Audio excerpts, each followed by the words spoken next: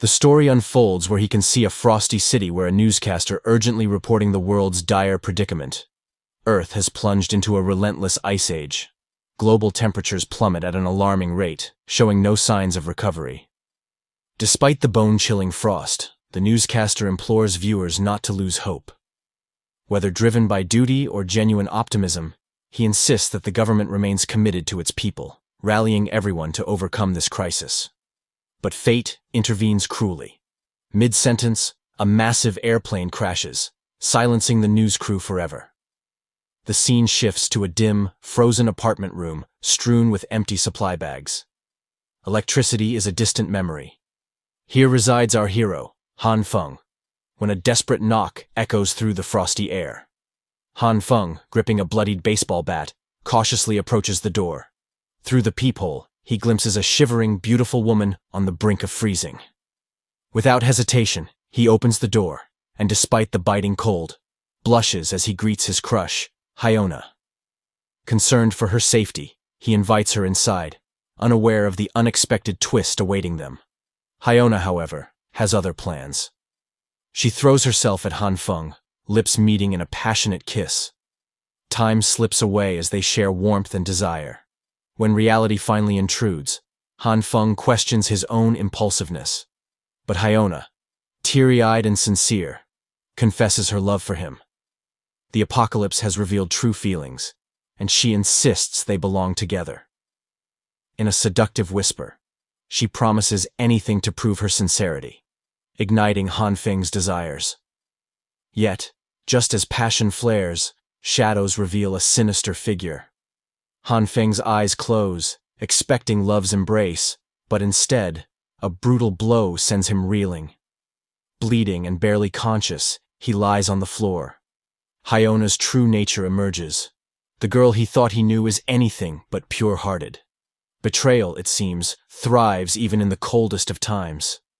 From the outset, their sinister plan unfolds, looting Han Feng's room, seizing every precious supply to survive the relentless cold apocalypse. Our poor hero, shivering in the dim hallway, eavesdrops on the treacherous conversation between Hyona and her accomplice. Life slips away, his body mirroring the room's icy chill. Yet, despite betraying the pure-hearted Han Feng, the audacious woman flirts shamelessly with another man right before his fading eyes. As Han Feng breathes his last, he contemplates rebirth. No more lovesick vulnerability. He vows to break free from exploitation. His departing soul glimpses a distant light, a beacon at the tunnel's end. Desperate, he reaches out, but the light morphs into crimson intensity, engulfing him. Suddenly, he awakens, drenched in sweat, as if escaping a harrowing nightmare. Perplexed, he sits on the bed, questioning reality itself. He stared at the window, wondering where the hell he was. 30 minutes later, we find him standing on the bed, dumbfounded. He continued to stare out the window, pondering his location.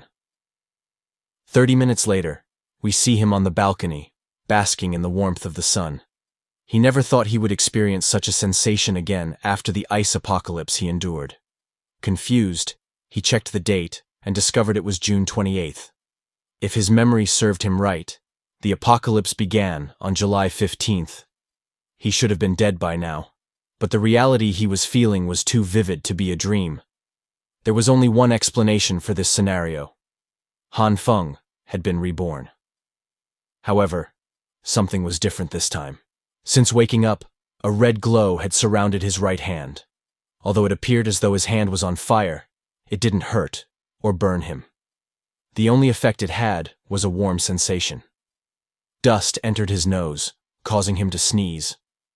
Suddenly, the red glowing light on his hand turned green, leaving him perplexed. His surprise grew as the green flame grew larger, leaving him wondering what was happening. Despite this, Han Feng felt no pain. Exhausted from overthinking, he returned to his room. He commented on how surreal the phenomenon on his hand was, stating that science couldn't explain the beams of light emanating from it. The glow expanded violently before gradually calming down and shrinking.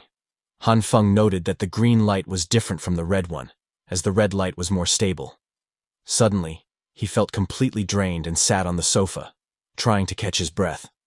He speculated that the sudden exhaustion was caused by the green flame.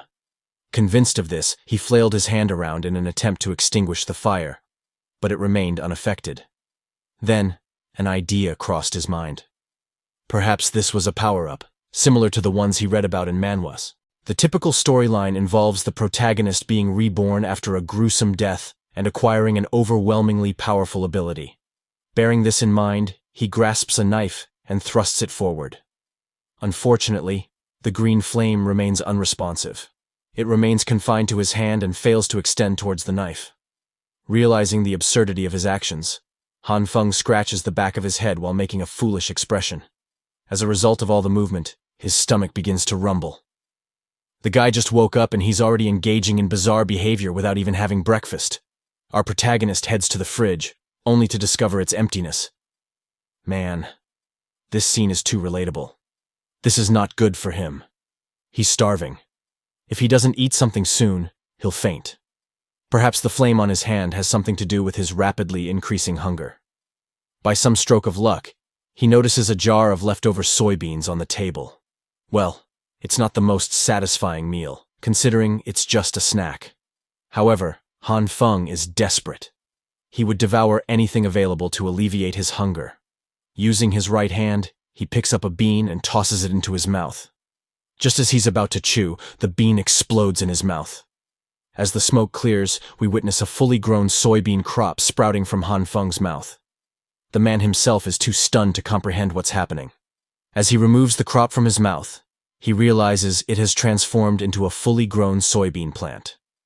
In addition to this peculiar occurrence, the exhaustion he experienced earlier has vanished, along with the flame on his hand.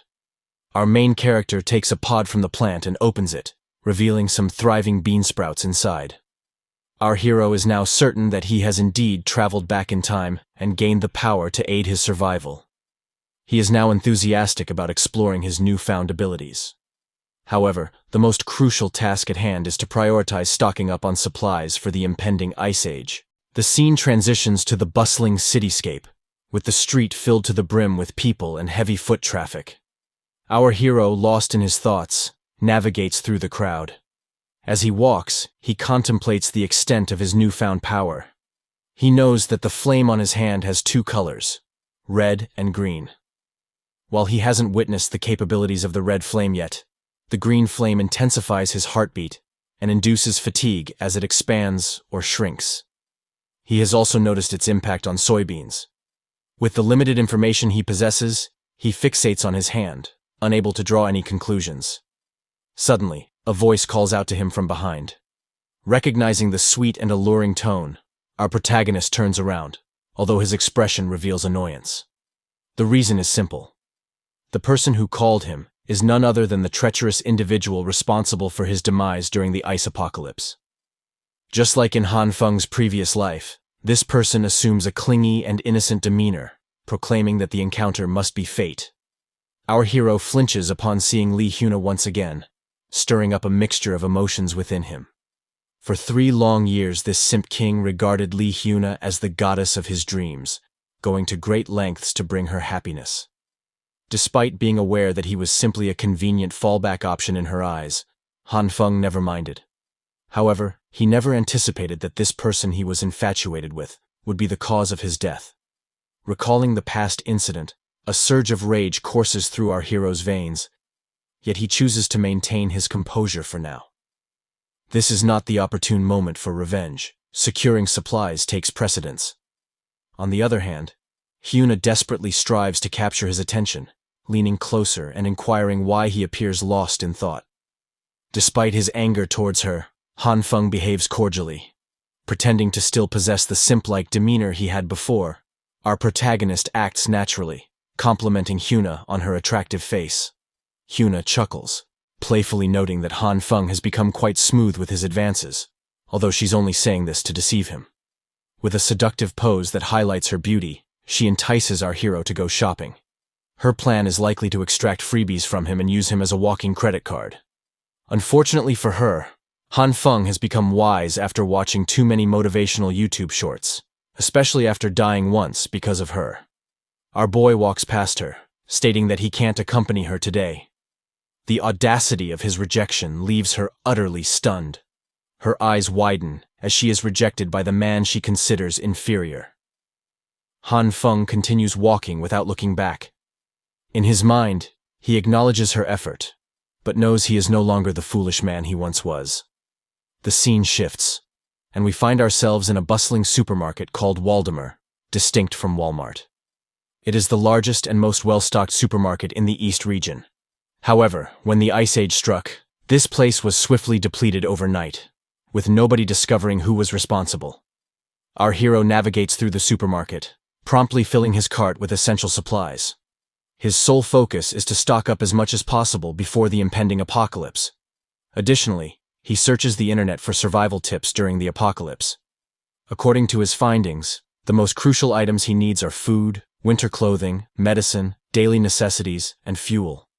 However, like any other person, Han Feng encounters a significant obstacle: money. Currently, he only has 15,357 yuan in his personal wallet, which certainly won't suffice to purchase everything he needs. Han Feng reaches a dead end, unsure of how to acquire the necessary funds. Suddenly, a message notification appears, informing him that he is now eligible for a loan of up to 168,800 yuan.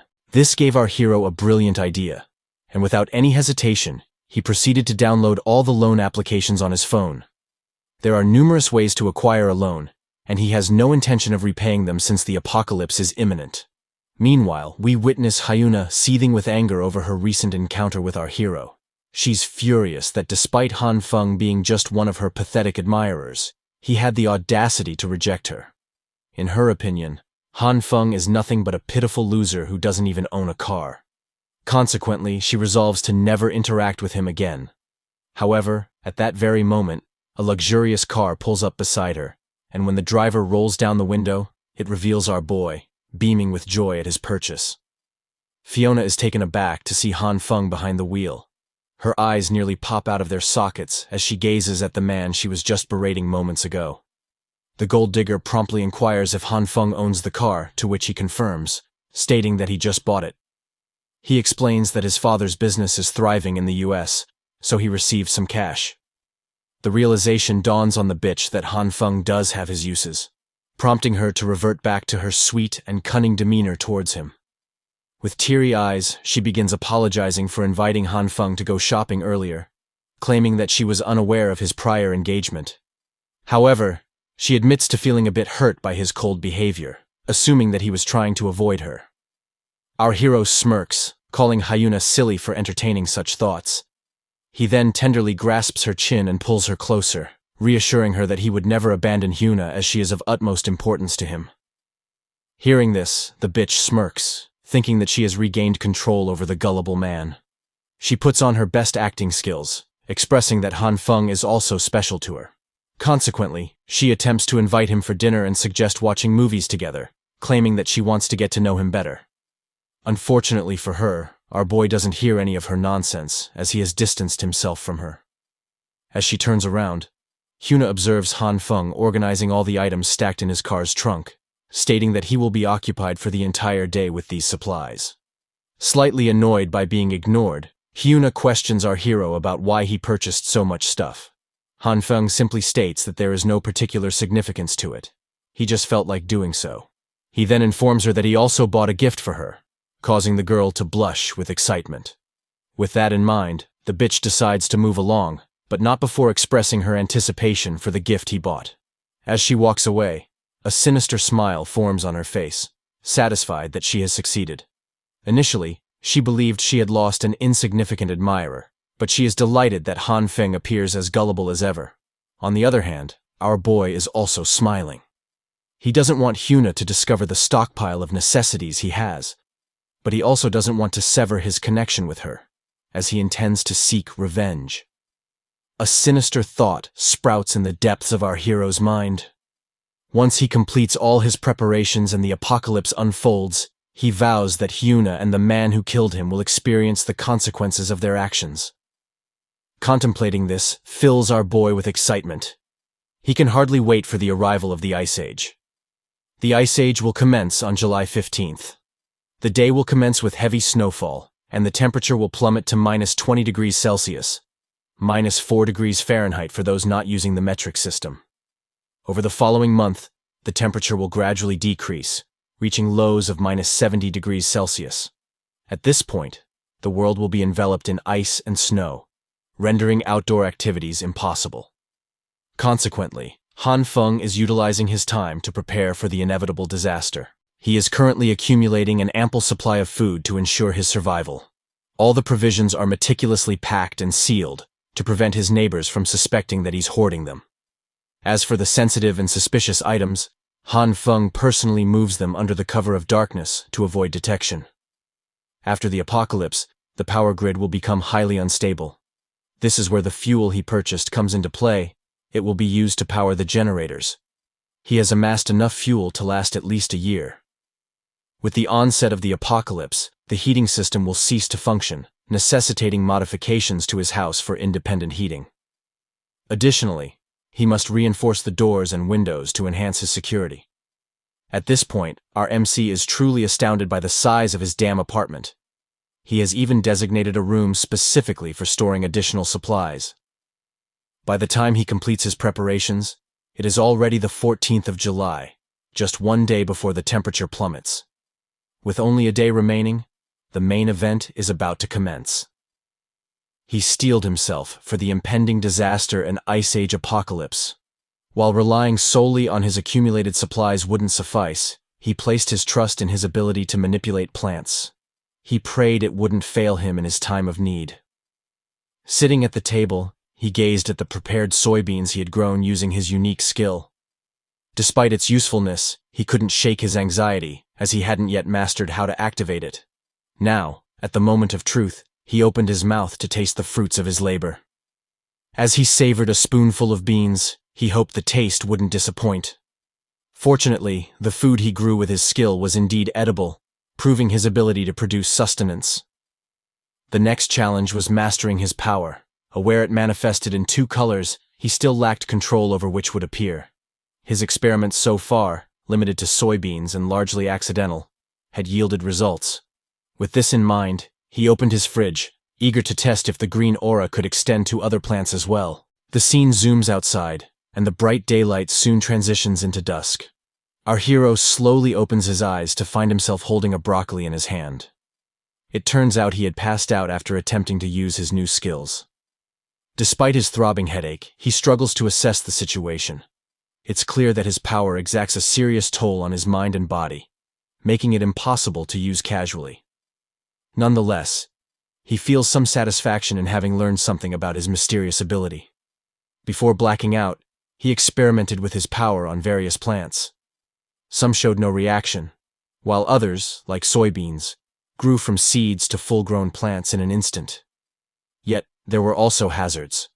Several plants exploded when exposed to Han Feng's power, transforming into light coal-like substances that could be used as fuel. This discovery relieves his worries about staying warm. Despite his attempts to refine his control by increasing his focus, such as making broccoli bloom like a bouquet, exhaustion eventually overwhelmed him, and he collapsed. The unpredictability of his power frustrates him. He's unable to discern any patterns. Nevertheless, he remains convinced that there must be underlying principles governing his ability. With only a day left before the apocalypse, he continues grappling with his mysterious power.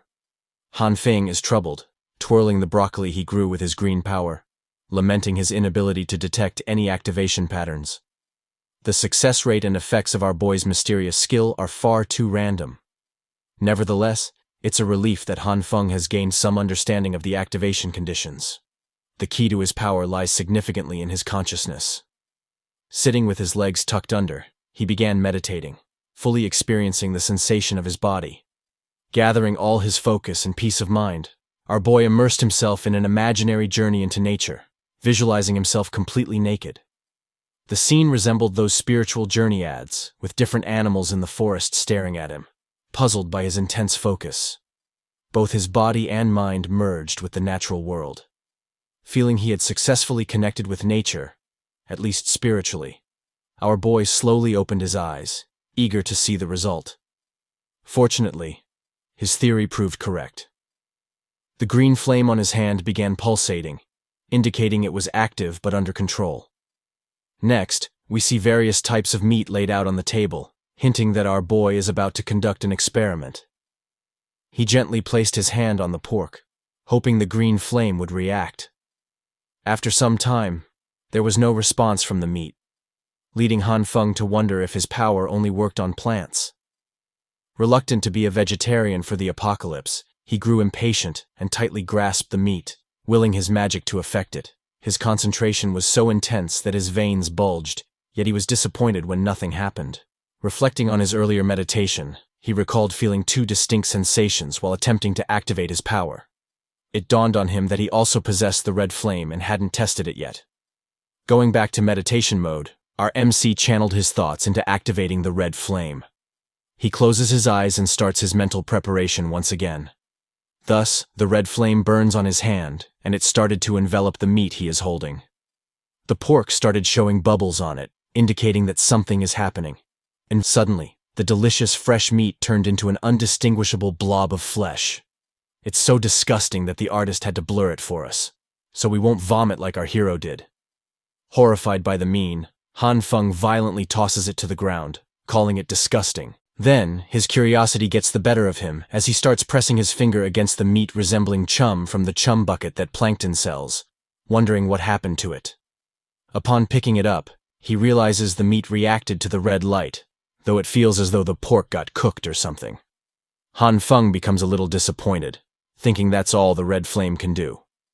However, as he stares at his hand, he senses there is much more to discover. Upon closer inspection of the massacred meat, he notices the red flame somehow disintegrated it, resulting in its hideous appearance. Suddenly, an idea strikes him as he wonders what would happen if he combined both of his powers. Thus, he grabs a handful of soybeans from the bowl and activates his other flame.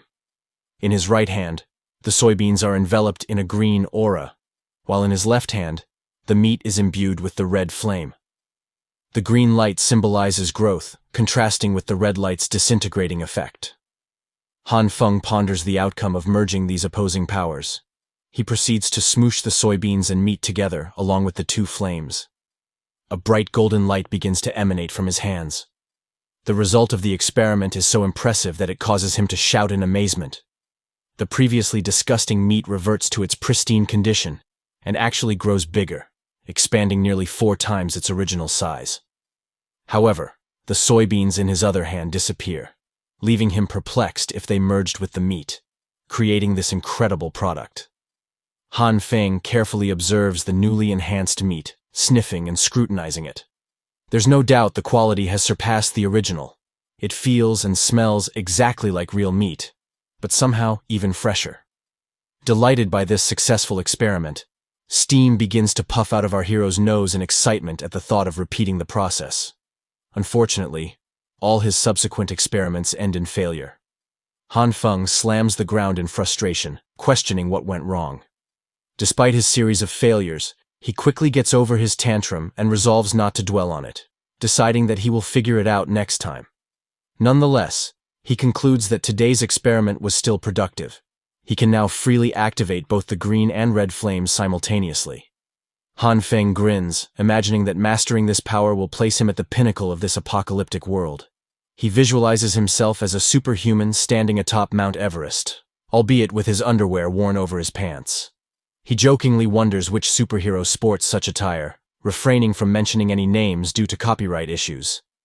Then it dawns on him that the ability to procure food easily doesn't elevate him to the level of the Man of Steel. He also needs protection.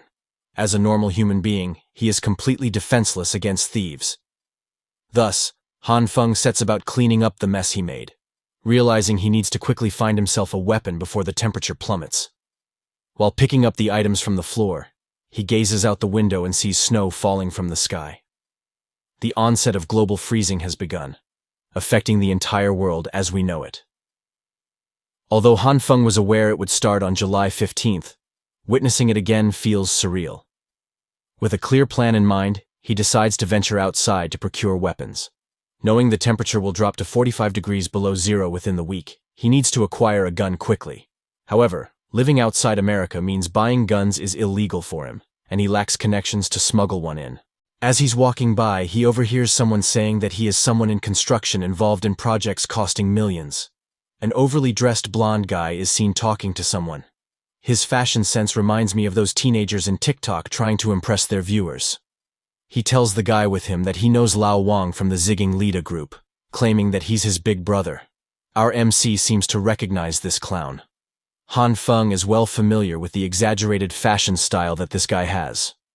Around the area, this clown is pretty popular, and everyone calls him his brother Lai. He is reputed to be in charge of contracting projects, and he seems to know everyone around here.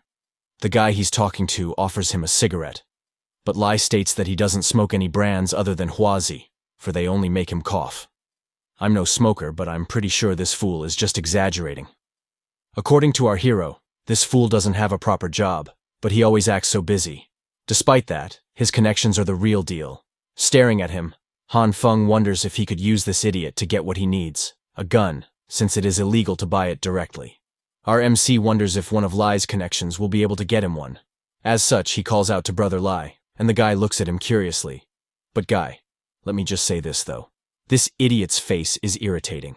Han Feng awkwardly waves at the man and gives off a forced smile. Lai asks him if they know each other. In response, our MC says that he's Han Feng, and proceed to ask the man if he doesn't remember him. Not wanting to embarrass himself, Lai pretends that he just remembered him, even though he has absolutely no clue who Han Feng really is.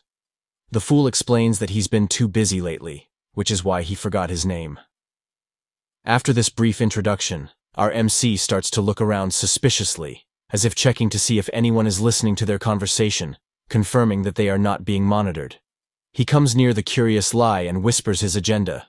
The blonde man couldn't help but shout from surprise after hearing our MC demand, asking why he needs such a thing. Feeling guilty, Han Feng's gaze wandered to the side, unsure of what convincing explanation he could offer the guy. Before he could speak further, Lai made it clear that he doesn't engage in anything illegal. He admitted knowing people who could help Han Feng with his problem, but cautioned against getting involved in something dangerous. Despite how annoying Lai was, he adhered to his principles. Han Feng tried to calm him down, downplaying the situation.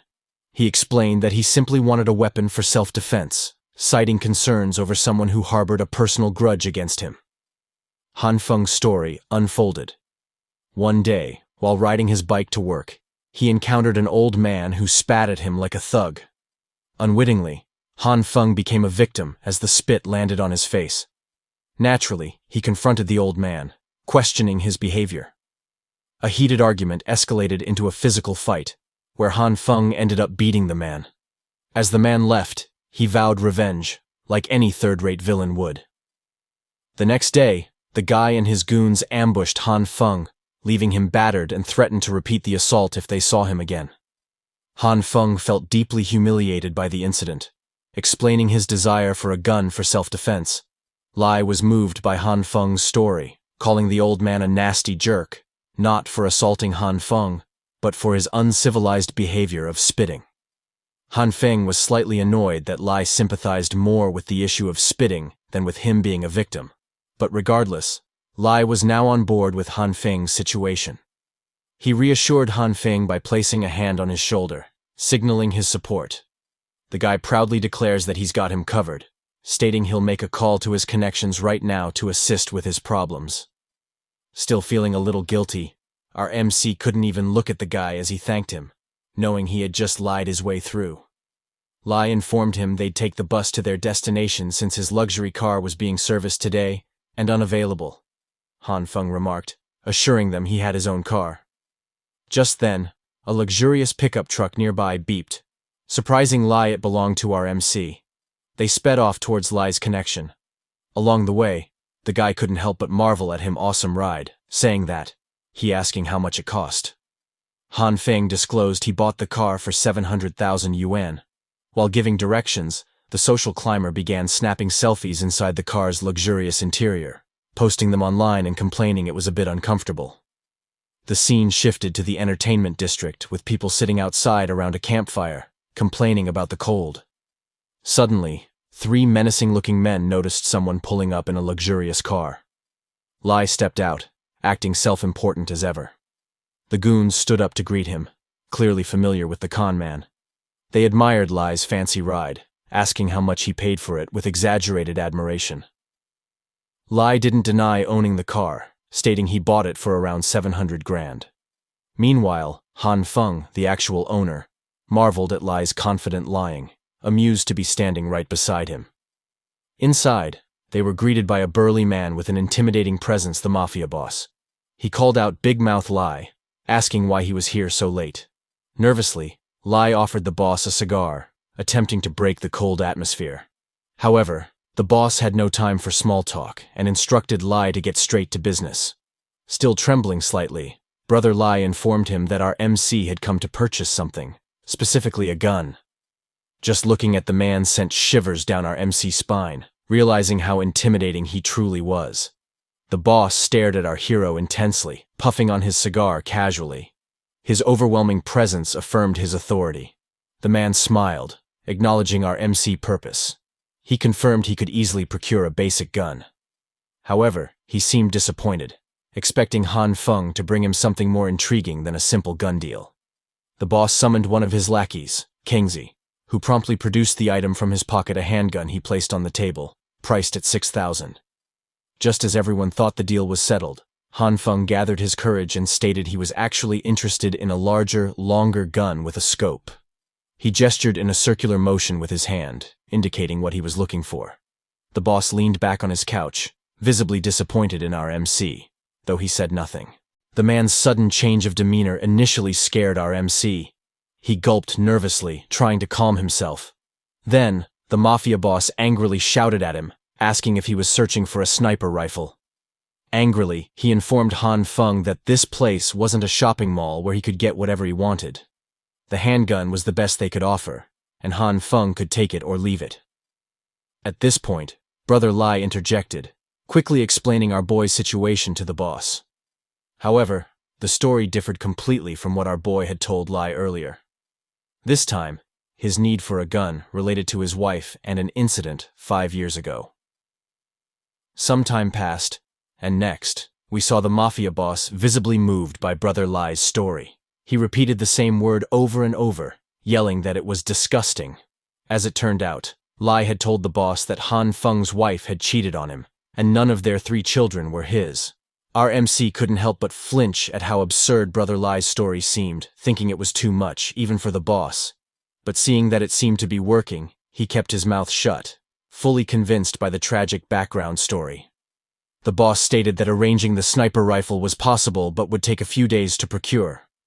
Hearing this made him happy, so he thanked Liu, the mafia boss, for his generosity and understanding. Liu then ordered Qianzi once again to arrange the deal, instructing him to check if a semi-automatic rifle with loaded ammo was available. Meanwhile, Brother Lai turned towards him, and while giving a thumbs up, he proudly declares that the business is done within minutes. In a surprising turn of events, the mafia boss then hands the handgun to our MC, catching him off guard. Liu reveals it as a gift and urges Han Feng to accept it. Bewildered by the gangster's generous gesture, Han Feng was momentarily lost for words as he stared at the man. After accepting the gift, he informs the mafia boss about the current weather issues.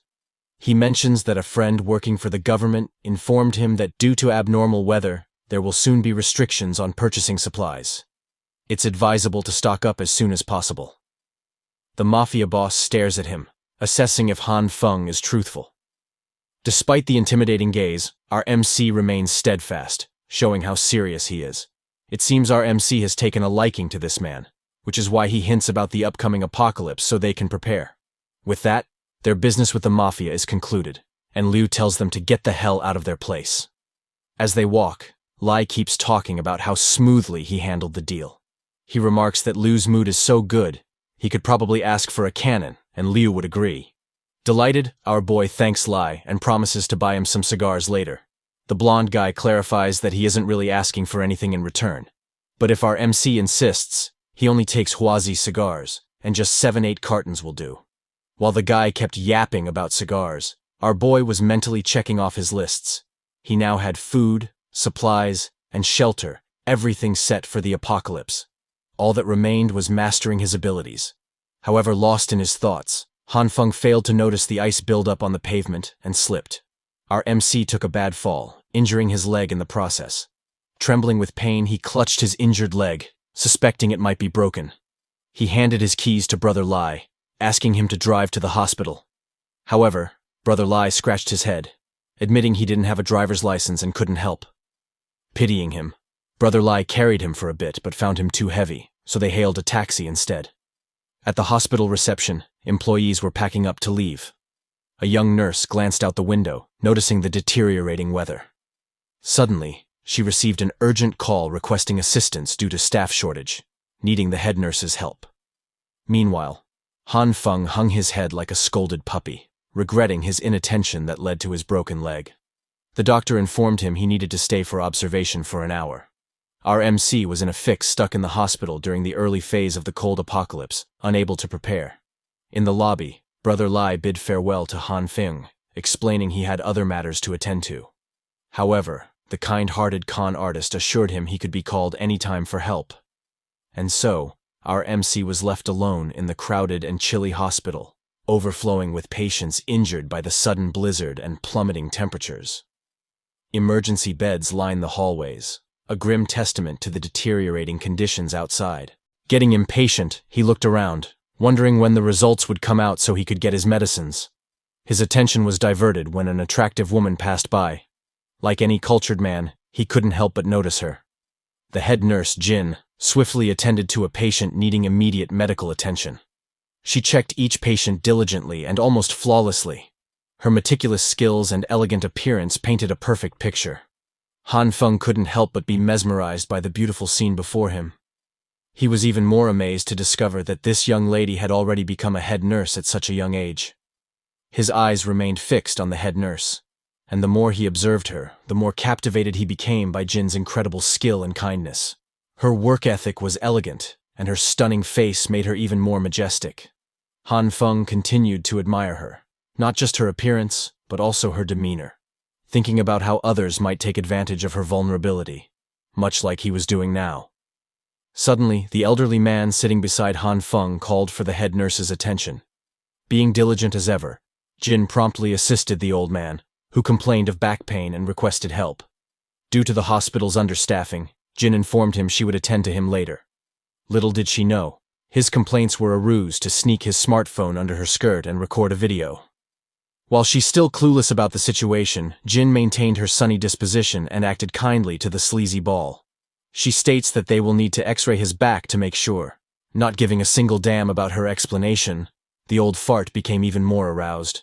He stands up and began caressing Jin's body in the pretext of showing her where the part of his body hurts. The head nurse is visibly taken aback by this sudden gesture, so she flinches. But as it turns out, she didn't think that she's getting taken advantage of. Her only complaint is that she's ticklish around the area where the sleazeball is touching. Hearing this, the creepy old man grins, thinking that this is his chance to go even further, plus ultra. His hand started slipping down her butt, and he began groping them watermelons. Just when things are getting out of hand, an unidentified flying crutch shoots towards the sleazeball, knocking him down. The old bastard falls down to the floor with his ass first, and starts groaning from the pain. Despite being taken advantage of, Jin still showed concern for the patient. The crutch came from our boy, explaining that this is his first time using it, so he accidentally sent it flying. Han Feng reaches towards the old man's phone in the pretext of checking if it broke from the fall. The sleazeball immediately became defensive, shouting at him not to touch his phone. However, it was too late. Han Feng grabbed the phone and proceeded to check the screen. That's when he saw it. The old man had indeed been recording under the nurse's skirt. Our MC confronted the old man, ordering him to get out of the hospital before he showed anyone the video. He made it clear that he wouldn't return the phone and threatened that if he caught the man doing such a thing again, he would expose him on the internet. Not wanting to face cancellation from this new generation, the old man kept quiet, though clearly frustrated. He then sprinted out of the facility like Usain Bolt. In a sense, we could say our MC relieved his back pain by threatening him. Jin, who tended to be a bit of an airhead, was surprised to see the old man run at full speed despite complaining about his back. We couldn't blame him for feeling worried about this naive nurse. Seeing that the situation wasn't progressing, Han Feng showed her the video, revealing that the pervert had filmed under her skirt. In response, Jin casually replied that she hadn't noticed. Our MC handed her the phone, telling her she could do whatever she wanted with it, but suggested calling the cops. Jin thanked him sincerely and smiled as if nothing had happened. Then, she brought up his ankle, asking about his injury, remembering he had a broken leg. All the pain that had been masked by his determination to protect the head nurse suddenly flooded in like a burst pipe, causing him to shout in agony. In the next scene, we see the head nurse carefully attending to his injury. She had just finished mending it with gauze. Jin not only healed his injury but also his heart with her pleasing smile. Han Feng thanked the nurse for her assistance, but she insisted that she should be the one expressing gratitude. In response, our MC scolded her to be more aware of her surroundings next time. Despite his warning, the naive nurse went ahead and pulled our boy's foot towards her chest as she conversed with him. One of her subordinates then called for her attention, prompting her to bid farewell to him. Before leaving, she reminded Han Feng to come back in a week for a follow-up checkup. Our MC acknowledged this with a smile on his face and waved goodbye. Han Feng stared at her until she disappeared into the crowd, knowing that getting the follow-up checkup wouldn't be possible because of the apocalypse. He lamented the fact that this might be the last time they would see each other. As such, our MC left the hospital on crutches. The next day, the blizzard became even more severe. Buildings in the city were now covered with a thick layer of snow, and people struggled to walk the streets. All news channels were discussing the current crisis. Within the next 24 hours, all regions of the country were expected to experience heavy snow and sharp drops in temperatures. Reports from overseas correspondents indicated that temperatures were plummeting worldwide. Experts and specialists from different countries were now discussing this unexpected weather anomaly. According to their assessment, the cold snap wouldn't last long, and the weather would return to normal soon. However, they warned people to pay attention to disaster warnings and follow the arrangements of local governments. Meanwhile, we see Han Feng casually watching this terrible news while sipping a glass of wine, seemingly unconcerned about this global calamity. He scoffs at the news, dismissing the government's statements as futile attempts to prevent panic with all the misinformation they're spreading. If he hadn't died and come back to the past, he might have believed their words, but not this time. He has fully prepared himself to battle this apocalypse. His house is stocked with supplies and reinforced with a heating system. While savoring the pleasant aroma of his drink, he smiles, reassured that he has everything he needs and there's no immediate worry about survival. Then his phone starts buzzing with messages from his apartment complex, all about the current crisis, just as he expected. People are beginning to panic. One particular message catches Han Feng's attention. It states that the Ice Age apocalypse is about to begin. He flinches. This news surprises him greatly. How could anyone other than him know about the Ice Age apocalypse?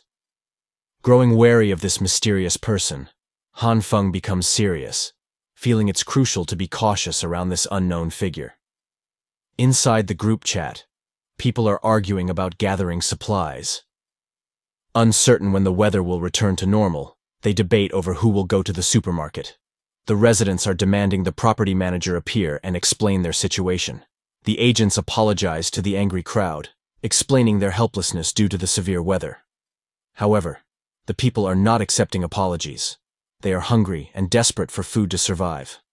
So, if the property managers won't be of much help, they demand a refund on the fees they're paying them. Among the crowd, Han Feng scoffs at everyone present. He understands that this crisis is beyond human control, making their infighting meaningless. A resident steps forward to calm everyone down, noting the severity of the snowstorm. Even if the property managers attempt to clear the snow, it will quickly accumulate again. He suggests pooling efforts to clear the snow together so they can access food outside. Predictably, some oppose this idea, arguing they pay the property managers precisely for situations like this, and shouldn't have to pitch in. The man stands firm in his suggestion. He states that it's impossible for cars to travel in these conditions, so he will ask the property managers to clear the footpath, allowing everyone to walk to the supermarket. Our MC simply watches Jiang, the man who's leading the discussion. Han Feng vaguely remembers him. In his past life, Jiang was quite lively, and as seen today, adept at rallying people together under his leadership.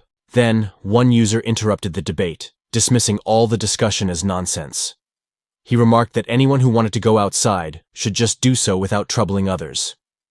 With that said, he logged out of the discussion room, showing his disinterest. Following his departure, an overly dressed character stepped forward, declaring his intention to clear the path because he had important business with his brothers outside, involving millions. Our MC immediately recognized the speaker as Brother Lai. His arrogant and con artist nature was unmistakable even online. With Brother Lai volunteering, many others followed suit, and the discussion was quickly concluded. Several users with cute avatars then raised their hands, expressing their willingness to help despite physical limitations. Soon after, another character, using a charming demeanor to garner sympathy and favor, joined in. Our MC immediately identified her as Hyona, known for her cunning nature.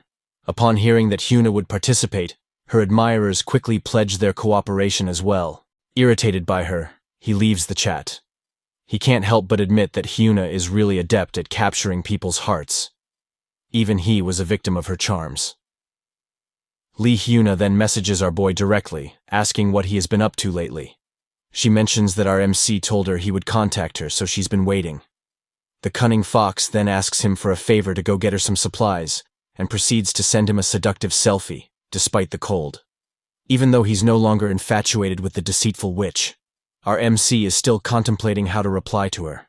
It took him too long to reply, which annoyed Hyona as she waited. She throws her phone on the bed and stomps on it, venting her frustration towards Han Feng. Today is the third day since it started snowing. The temperature is now -20 degrees Celsius. In the early stages of the apocalypse, they still had the central heating system running, so it wasn't too difficult. Even the internet is still up and running, so everyone is living their lives as usual. As for our MC, he was only scrolling through erotic videos to pass the time. Han Feng scoffs. It's only the second day since he's been cooped up in his apartment, and he's already bored to death. It became clear to him that the biggest threat during the apocalypse is the loneliness that accompanies it. His leg is still busted as well. Well, a broken bone needs at least a few months to completely recover, so it's no surprise. With nothing better to do, he decided to continue scrolling through random videos where he came across some news about self-recovery. After doctors had sewn up the wounds of a man who had jumped from the 15th floor, they discovered that his damaged internal organs and bones had started to regenerate. This miraculous news gave Han Feng an idea. He remembered that he had an ability that promotes growth. Activating his green flame, he placed his hand on his broken leg, wondering if there would be some kind of effect.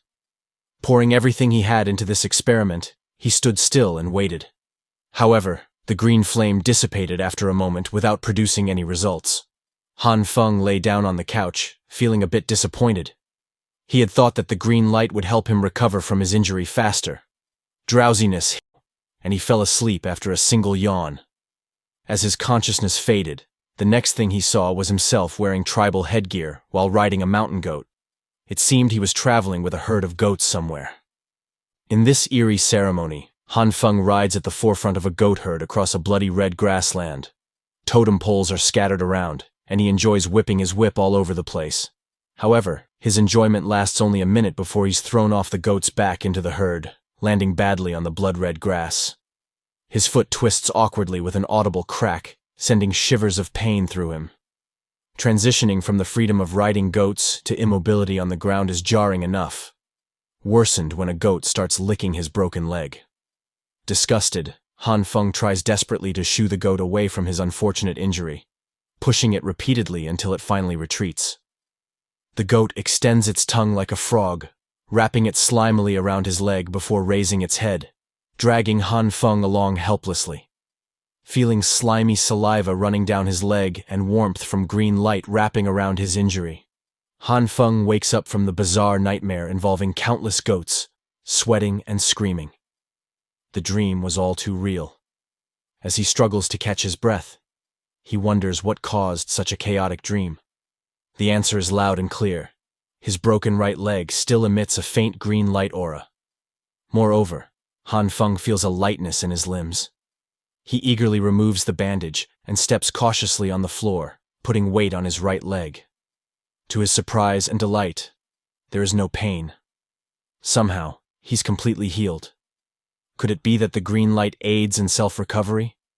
Does healing only occur during sleep? There's only one way to find out. Test it on another body part. With trembling hands, Han Feng takes his sharpest kitchen knife and slowly presses it against his other hand, mustering his resolve. He can't bear to watch as the blade pierces his flesh, drawing blood from a small cut.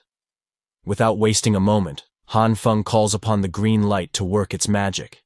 As he witnesses the healing process firsthand, a smile spreads across his face. Now he understands. He has a real game-changer for survival in his hands. Outside the building, volunteers who diligently work together to clear the footpath are benefiting the community. Glasses Guy thanks everyone for participating in this challenging manual labor. Mr. Perfect even singles out the oldest among them, Uncle Liu, and politely apologizes for any inconvenience caused. Zhang Shuiyu truly knows how to handle any situation. Uncle Liu Guangyao just laughs and insists he didn't do much, giving credit to the Jin brothers for their hard work, especially Jin Qinwen and Jin Qinwu. While they put finishing touches, a young lady in a thick pink coat slips on the ice. The Jin brothers immediately rush to her aid, reminding her to be cautious. This young lady, Jin Jian, is a real doer, unlike Li Hyuna, who didn't leave her room after feigning sickness. With much still to do, the Jin brothers tell Jin Jian to call if she needs help. She assures them she'll manage. The snow is getting heavier, urging those planning to buy supplies to act swiftly. Speaking of supplies, Uncle Liu recalls something from weeks ago. He stops himself, thinking it might not be significant, but Zhang Shuyu encourages him to share. Uncle Liu mentions noticing a neighbor bringing supplies on a small truck, almost like moving houses. Zhang Shuyu thinks it's common with people moving in or renovating, but Uncle Liu sensed something more. He saw gas tanks and even a fireplace being delivered, unusual for a typical move-in. It's just a hunch, but Uncle Liu suspects they're preparing for a harsh winter. The conversation is interrupted by the Jin brothers finishing the main path clearing, allowing people to venture out. Uncle Liu promptly thanked them wholeheartedly. However, unbeknownst to everyone, there was another tenant listening in from earlier. He overheard talks about building a new house, but wasn't sure if it would happen. He hadn't prepared for winter, and his morbid interest had been piqued. This weirdo was quickly neutralized by a snowball landing on the back of his head. Wu Kuanyu was taken down a peg by Liu Yan, a gorgeous woman. The weirdo tried to argue that he had been doing everything alone, with her merely watching from the sidelines. However, Liu Yan dismissed him as an unruly child. Zhang Shuyu broke up the fight between them and announced that the main path had been cleared and was now passable. This meant the volunteers could stop shoveling and prepare to head out to the supermarket for supplies. Looking at their shopping list, it seemed the Jin brothers had a lot to buy, including items for their mom, showing they were good sons. Despite initially not wanting to share the story, Uncle Liu seemed overly curious about Zhang Shuiyu's thoughts on the tenant who had brought in a ton of supplies. Truthfully, Zhang Shuiyu wasn't too concerned about rumors. He still trusted what the government and authorities were saying, that this was just a brief snowstorm that would soon pass, requiring endurance just for a bit longer. So he wasn't too worried about those mysterious deliveries. But even if they considered the snowstorm might last, if someone in the neighborhood was hoarding resources, wouldn't that benefit everyone? Uncle Liu immediately understood what Zhang Shuyu was implying and praised him for being astute. Under the relentless snowfall, with no signs of abating, Zhang Shuyu led some of the tenants to the supermarket, ensuring everyone queued up properly. With the snow becoming heavier, they needed to try and return within 3 hours. Zhang Shuyu also expressed concern about the snowstorm's severity, questioning whether they'd even have a road to walk back on if they passed the 3-hour mark. While those brave souls ventured into the unknown and endured the harsh conditions, Han Feng lay passed out in his warm and cozy living room, drooling on himself. He would have stayed holed up on his couch indefinitely, stocked with soda and junk food to tide him over the dull day, if not for the annoying voice calling him to the door. Han Feng lazily opened his door. He wipes the sleep from his eyes and sees homeless Joe. "Sorry, Brother Lee." "Well?" The smooth-talking gangster has come through once again. Han Feng is now in a state of shock. a feeling that has persisted for quite some time. Inside a large bag lies a semi-automatic rifle with a proper crosshair, exactly what Han Feng desired. This was the promised gift from Boss Liu. Brother Li agreed to deliver it after preparing in advance, allowing him to avoid the frantic city-wide search for supplies that most citizens are enduring. Han Feng was grateful to Brother Li for coming in this weather. Additionally, Brother Li shared intriguing information. Rumors were spreading about a recent incident where an unknown person had cleaned out a supermarket in the Eastern District overnight. When Boss Liu's gang cleared the snow yesterday, they found the shelves completely empty. Han Feng found this unbelievable. How could someone clean out such a large supermarket in one night? Yet, he trusted Brother Li's account. It seemed something even more unusual than in his previous life was unfolding around him. Perhaps others had gained superpowers as well. Before he could ponder further, Brother Li interrupted, advising Han Feng to wear warmer clothes and be cautious before bidding farewell. Alone again, Han Feng mulled over the strange events. He attempted to find a logical explanation for the supermarket incident, considering theories from novels and comics about individuals with superpowers who could store vast amounts of supplies in personal spaces. Could such abilities exist in reality? Given his own powers, it seemed possible. This realization unsettled him. Han Feng knew he couldn't delay. He needed to understand his powers thoroughly to develop strategies against others with superpowers. Consulting his diary, he reviewed what he knew. His powers reacted differently to various foods, with varying success rates. For instance, soybeans had a 10% success rate for growing plants, while meat had even less. Han Feng was frustrated by these limitations, struggling to grasp why his powers behaved this way. Suddenly, under the influence of the force, the soybean exploded in Han Feng's hand, releasing an unpleasant green cloud. Instead of a normal plant, our hero found himself holding a rock, just a stinky rock. This growing failure rate was beginning to frustrate him. Han Feng realized he needed to learn to use his power more effectively, and was determined to practice hard. After all, practice is the key to mastering any skill quickly. He spared no time, working diligently until late in the evening. Finally, his efforts paid off. Han Feng successfully produced a fresh, lively soybean plant with pods. However, achieving this milestone was no easy feat. He was sweating profusely and had inadvertently turned his apartment into a sauna. But understanding a few key rules to increase success was worth it. Han Feng discovered that the duration of applying the green light energy varied depending on the nutritional value of the product. Incorrect timing resulted in failure and a burnt, stinky stone. He realized that knowing the ideal cooking interval for each product was crucial. This reminded Han Feng of something familiar, a popular music and dance online game from a decade ago, where players had to press the right buttons in rhythm at the beginning of the game. The game was known as the Han Feng game. In this game, players had to press the correct buttons at precise intervals. It was also conceivable that energy values could be likened to directions: up, down, right, and left. The energy input had to be accurate every second, and eventually, a critical point had to be reached, and the process halted. Success was achieved by performing these steps correctly, resulting in every soybean becoming a plant. Following this success with plants, Han Feng began experimenting with meat. However, meat posed different challenges compared to vegetables. Any misstep in the process would cause the meat to revert to a plant form. Nevertheless, the principles for transforming meat were expected to be similar. The first step was determining the precise energy requirements for the meat. Initially, everything seemed to proceed according to plan. However, a problem soon emerged.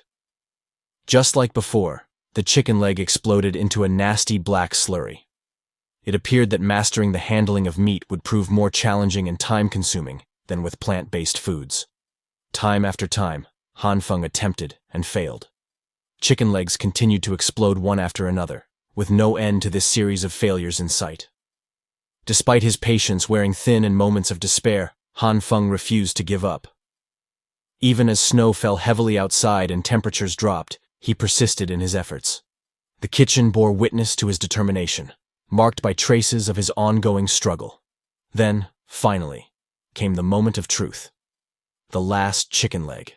Our MC operated on autopilot, his face expressionless, with little hope for success. He maneuvered up and down, left and right, managing energies of red and green. To him, it resembled an overly intricate minigame, each move repeated meticulously. Any misstep meant restarting from scratch, heightening the tension to its peak. This time, Han Feng succeeded. He enlarged the chicken leg to a colossal size. With a snort of disdain, it was worth the effort, and collapsed, exhausted yet content, onto the floor. Finally, he had discovered a method to synthesize meat. Outside, the weather worsened daily.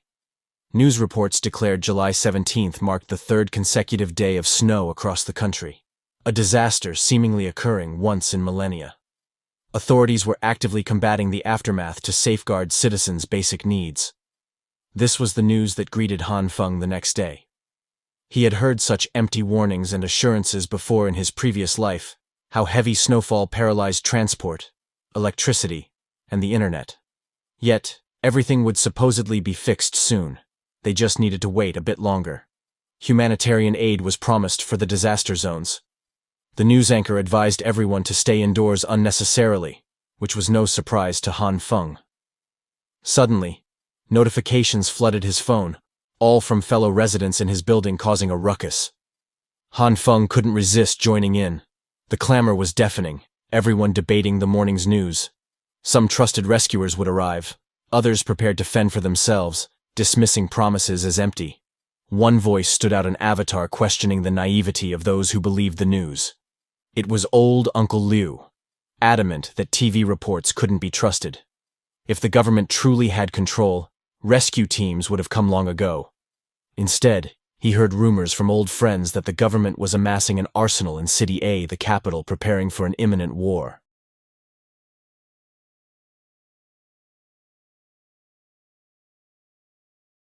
Upon hearing this, the room erupted into chaos. Everyone swarmed Uncle Liu, bombarding him with questions, their anxiety palpable. If what Uncle Liu said was true, were they all doomed? Han Feng read the message with a skeptical expression. What? A war is starting? The thought echoed in his mind. I feel like I've heard this before. Maybe in my past life, Han Feng mused. Returning to the chat group, Glassesman broke the silence. If Uncle Liu's prediction is accurate, we need to start taking serious precautions. Some neighbors have already run out of food because they didn't stockpile enough. Plus, there's no confirmed date for when government aid will arrive. We need to organize ourselves and help those in need, right now. To add to the tension, Glassesman suddenly raised his voice, suggesting that those with ample food should donate to support those who had run out. To set an example, he offered to start by donating half of his supplies and encouraged anyone in need to come to him. The crowd buzzed with murmurs, clearly moved by Glassesman's generosity. Sensing an opportunity, Wu Kuanyan singled out Li Hyona, pointedly asking if she intended to help. Brother Zhang was right. Everyone in our neighborhood should help each other to get through this crisis together. We can't let families starve in such cold weather. Count me in on the donations. So what about you, Li Hyona? Will you be donating too? Upon reading the message, Hyona's face twisted with anger.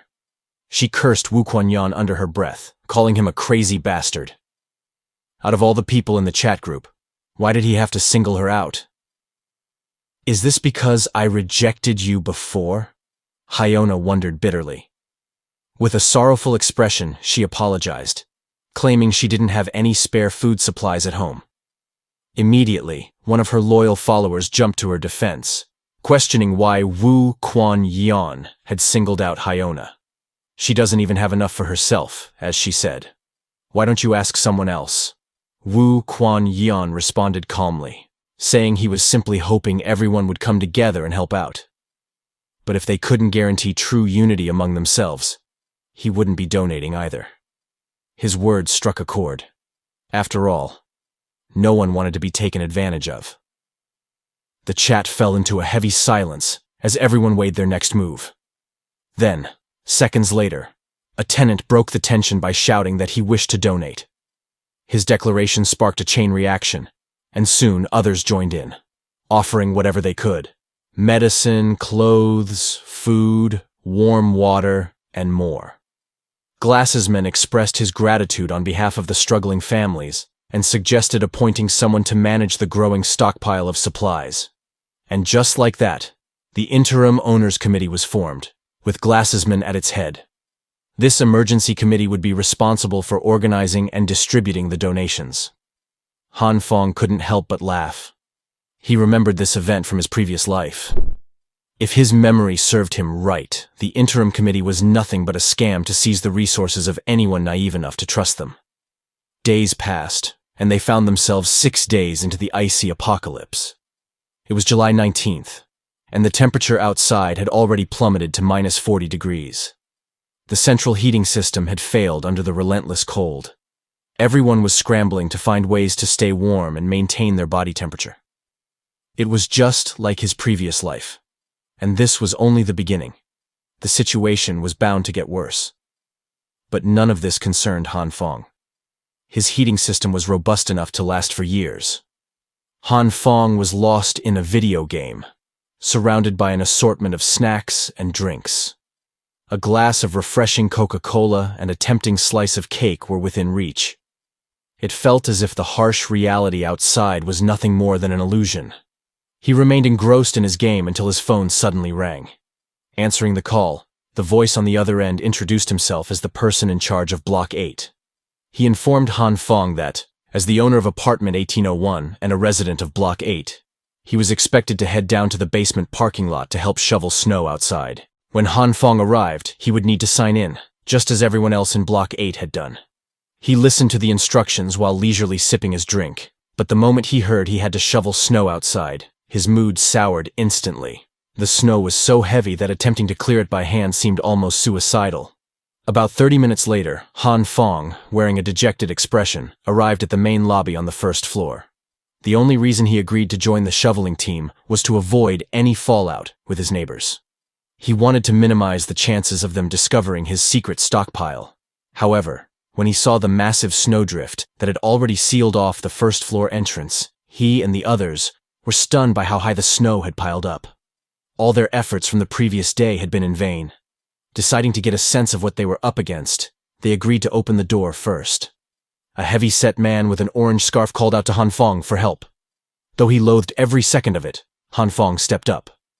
On the count of 3, with considerable effort, the 3 of them managed to force the door open. As soon as they did, a massive blizzard swept through, chilling everyone to the bone.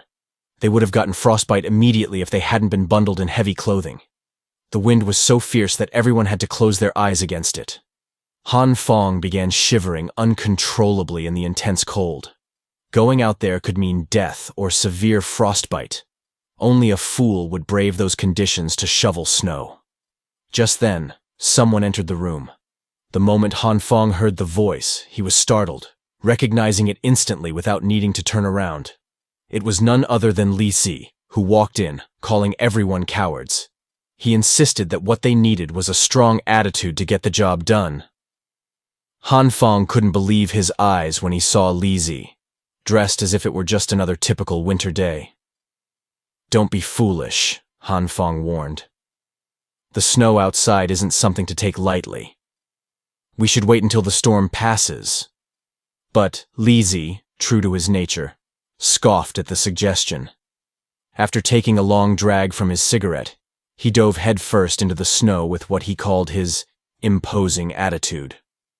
As everyone watched, Li Si charged into the snow, leaving behind only a faint trail marking his reckless path. Less than 30 seconds later, his desperate cries for help echoed through the blizzard. 2 neighbors quickly rushed to his aid, dragging his freezing body back inside.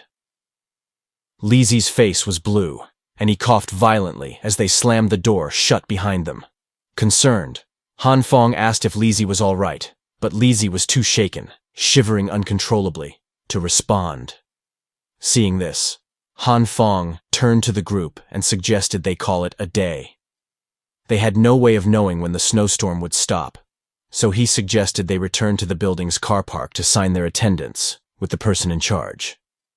It was clear that the current intensity of the snowstorm was beyond what manpower could handle. Inside, the tenants had gathered in the building's car park, which had become their makeshift meeting ground. Glassesman tried to calm the anxious tenants, urging them to be patient.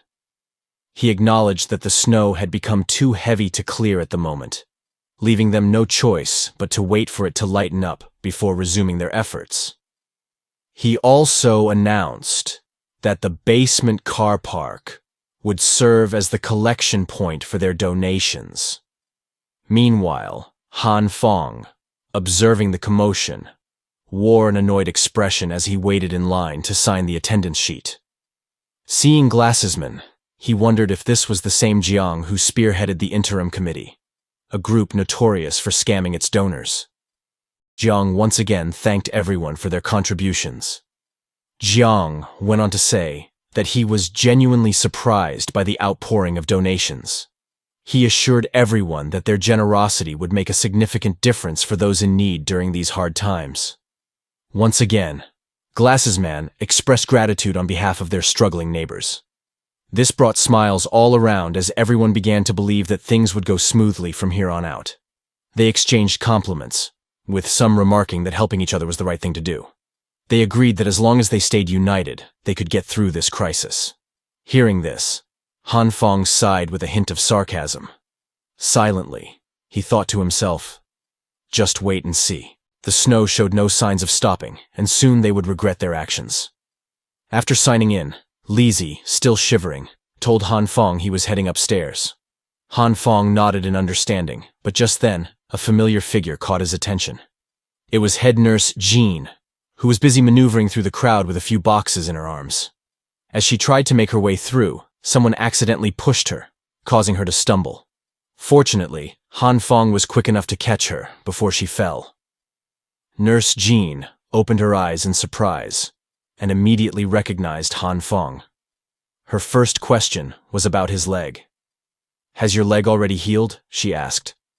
Caught off guard, Han Fong quickly let go of her and, gesturing vaguely, came up with an excuse on the spot.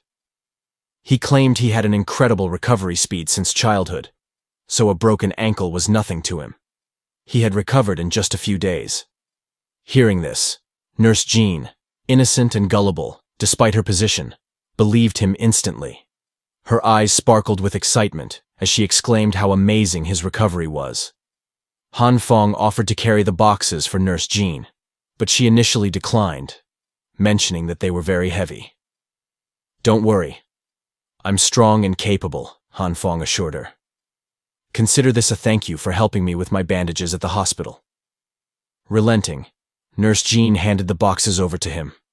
The moment she did, Han Fong nearly buckled under their weight. They were indeed very heavy. Curious, Han Fong asked what was inside the boxes. Nurse Jean replied that they were mainly medical supplies she was donating to the committee. Noticing that Han Fong was struggling to walk, Nurse Jean, with a warm smile, offered to take the boxes back. "They seem a bit heavy for you," she said. But Han Fong brushed it off, claiming, "It doesn't feel like I'm carrying anything at all, so it's fine." Nurse Jean chuckled. "I might look small, but I'm actually stronger than most guys. You don't have to push yourself too hard just to help me." Intrigued, Han Fong asked if she had always been strong since childhood. Nurse Jean's expression turned sad for a moment as she recalled something, but seeing Han Fong's curious gaze, she decided against sharing and apologized, saying, "It's nothing serious, just something I can't really explain." At that moment, Nurse Jean realized she had never asked for Han Fong's name. "Han Fong," he said, introducing himself. Hearing this, she smiled and replied, "I'm Jean Shui. It's a pleasure to meet you." Seeing Jean Shui's radiant smile, Han Fong blushed like a cherry tomato. Jean then asked, "What do you do for a living, Han Fong?" "Oh, about that. I'm unemployed," he admitted. Jean Shui looked a little surprised, prompting Han Fong to ask, "What's so surprising about being unemployed?" Before she could respond, someone accidentally bumped into Jean Shui from behind, causing her to stumble and crash into Han Fong. Her chest was the first thing to make contact. As Han Fong felt the softness of Jean Shui's chest, his eyes widened in surprise, staring at them with undivided attention. Jianshu quickly stepped back, apologizing as usual.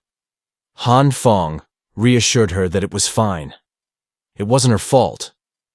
Unbeknownst to them, Hyona was passing by and immediately spotted Han Fong. Seeing a potential threat, she called out, asking why she hadn't been informed that Han Fong was at the car park. Without hesitation, Hyona rushed over, grabbing Han Fong's arm to take control of the situation. She then deliberately pressed her arm against her 38D chest, unaware that she was outmatched in that regard. Hyona looked at Han Fong and asked if Jianshu was his friend. At that moment, before Han Fong could say anything, Jianshu had already reclaimed her boxes and was leaving with a flushed, embarrassed expression, as if she had been caught doing something she shouldn't. She told the two to continue their conversation while she headed to the committee station, insisting that there was no need to disturb Han Fong any further. Jianshu thanked him and mentioned that she could manage the boxes on her own from there. With her hasty words, Han Fong could only respond with an okay. Jianshu hurried out as if there were a fire drill. Watching Jianshu's swift departure, Han Fong turned to Hyona and asked why she had come over to interrupt them. Hearing this, Hyona feigned a bright smile and replied that she just wanted to say hello. She had only come to the car park to collect supplies, but upon seeing Han Fong, she wanted to ask why he hadn't contacted her as promised. I became very worried that something might have happened to you, she said. Han Fong awkwardly scratched the back of his neck and smiled nervously, claiming he was just about to send Hyona a message. Hyona immediately called him out on his lie, pointing out that she had just seen him chatting happily with Jianshu. With a pleading gesture and a warm smile, she asked Han Fong if he had any spare food supplies in his apartment. She was almost out of food and could really use some help. Han Fong's smirk widened upon hearing this. He admitted that while he didn't have much food left, he was willing to share. However, he reminded Hyona that she still hadn't replied to his message from a few days ago. So, how about it? Want to come over to my place and keep me company for a few days? Han Fong asked with a smug look. Hyona was taken aback by his newfound boldness.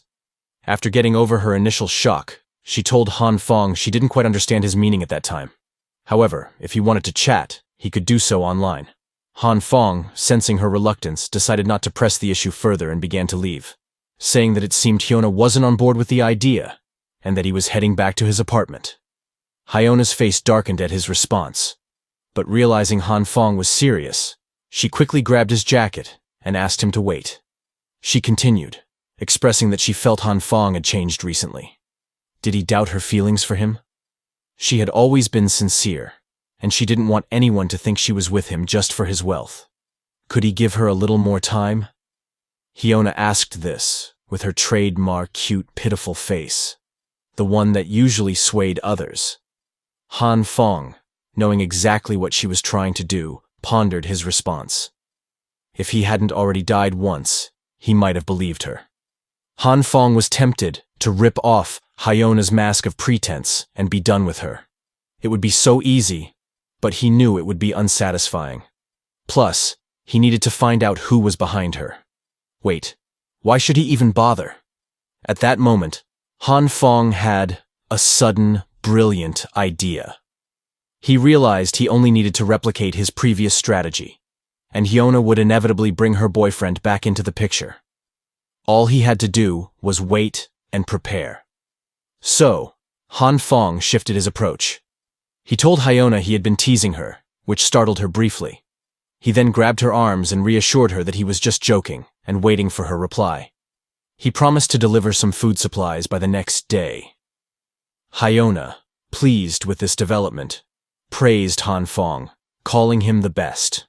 She quickly made her exit, satisfied that she had achieved her goal. Waving goodbye, she told Han Fong she was heading back and suggested that if he wanted to discuss anything else, he could do so online. Han Fong waved back and wished her well. As Hyona left, she couldn't help but smile mischievously, pleased with herself. Han Fong mirrored her smile, watching her retreating figure. The next 2 days dragged by slowly, with the snowstorm outside growing worse each day. But Han Fong was indifferent to the weather. Inside his apartment, Hyona's phone calls and messages bombarded him. She repeatedly asked about the food supplies and why he wasn't responding. The messages kept flooding in. Han Fong, however, paid no attention to Hyona's messages.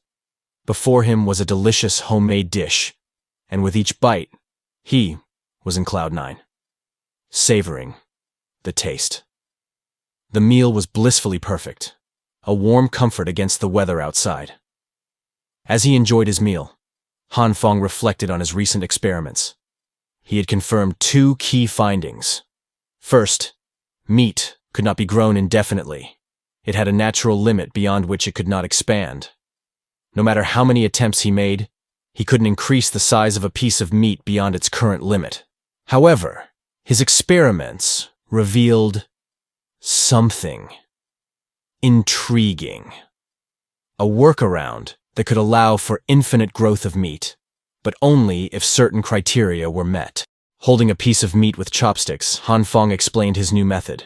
He would use half of the harvested soybeans to grow new seedlings while consuming the other half, ensuring a continuous supply of soybeans. He had now discovered a similar process for meat. By cutting the meat into two pieces and allowing each piece to grow back to its original size, he could achieve an infinite supply.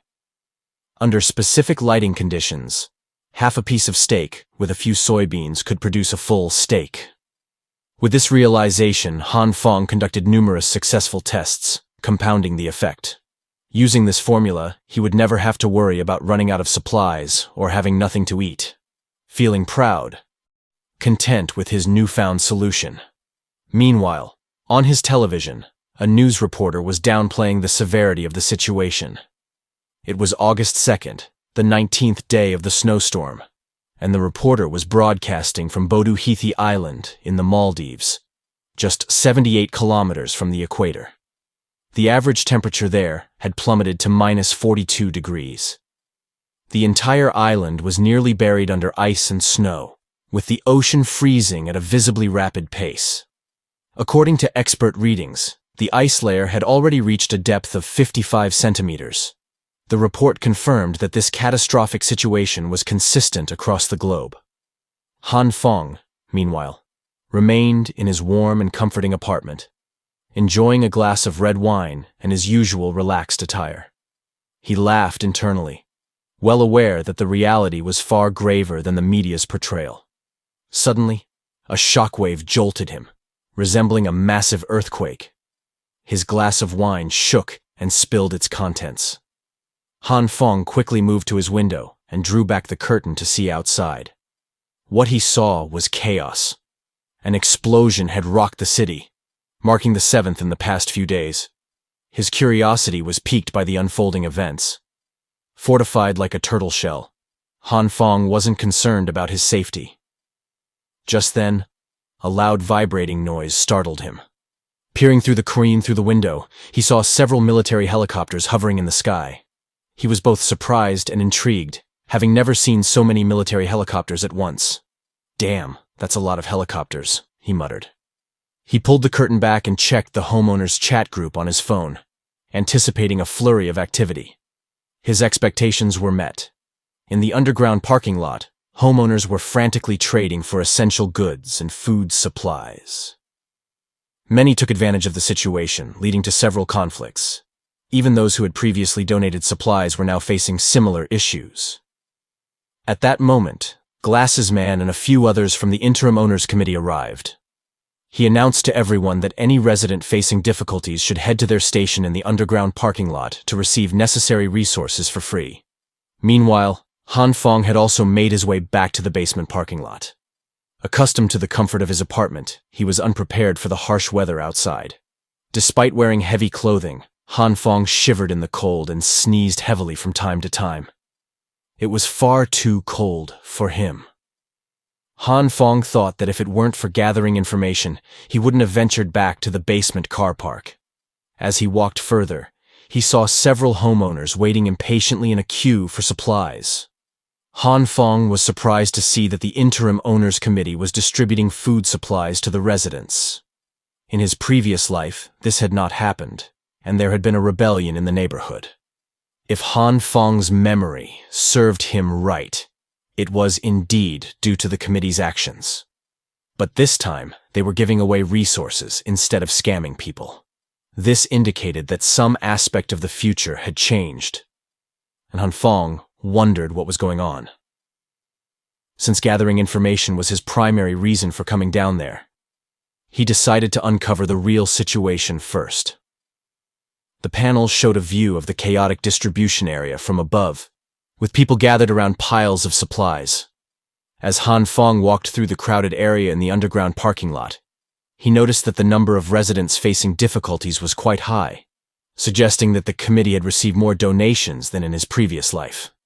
From afar, he watched the distribution point, where a person in line angrily shouted that he had handed over several boxes of supplies at the beginning. Now, he had only received a small amount of food. In a polite tone, Glasses Man explained that everyone was given the same share.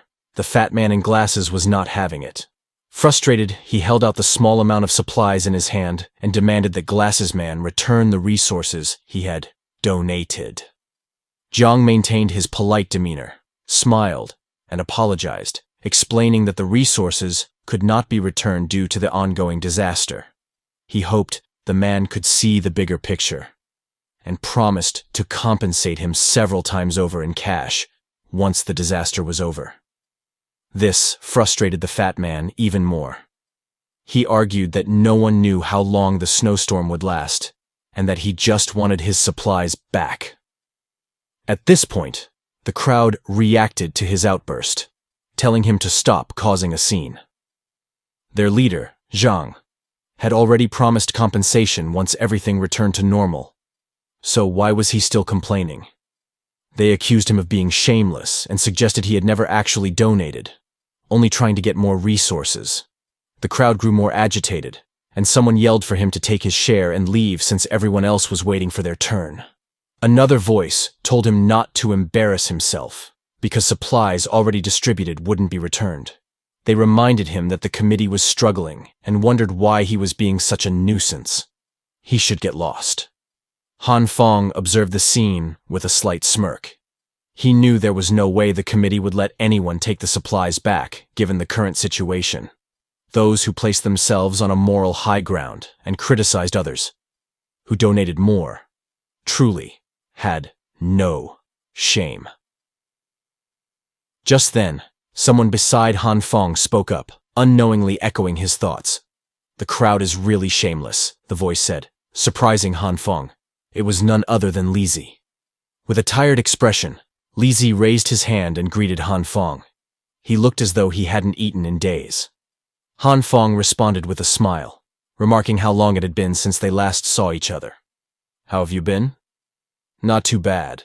Not too bad at all," Li Zi replied with a forced smile, mentioning that he was still surviving. However, as he began to shake profusely, Li Zi blamed his trembling on feeling flustered and powerless. Han Feng asked if his current situation was what he referred to as not bad. Li Zi explained that he had been surviving on water and minimal food for the past few days, so it had been a bit difficult, to be honest. At that moment, his stomach grumbled loudly. Han Feng asked in shock if Li Zi really had no food left at this point. "Yes," Li Zi replied. He told Han Feng that he had tried to help his poor neighbors earlier by donating most of his supplies to the committee. But in the end, his food supplies at home ran out before the snowstorm ended, and the resources the committee was giving out were very little. Li Zi continued that if he had known, he would have kept more resources for himself. Now, even if he made a scene to ask for his supplies back, everyone present would start making a fuss about it. Han Feng listened to Li Zi curiously. Then, with a sly grin, he called out to him. Han Feng put his right arm around Li Zi and asked if he could help him with something. Li Zi, with a curious look, nodded, wondering what it was. "What favor are you asking for?" Li Zi asked. Han Feng explained that if Li Zi did what he was about to ask, he would give him 4 packs of instant noodles in return. Li Zi was shocked, especially after hearing Han Feng's request. He asked if Han Feng was really telling the truth. Han Feng nodded. "Of course," he said. "Don't think too much about it. I don't have much left in stock, but I can give you that much." Li Zi started crying. thanking Han Fong and promising never to forget his kindness. He realized that his dear brother was just looking for an excuse to give him food. Han Fong reassured him, saying there was no need to be so polite. They were brothers, and no courtesy was needed. Li Zi grabbed Han Fong's shoulder, reassuring him not to worry. Still crying with joy, Li Zi promised that fulfilling the small request was no trouble at all.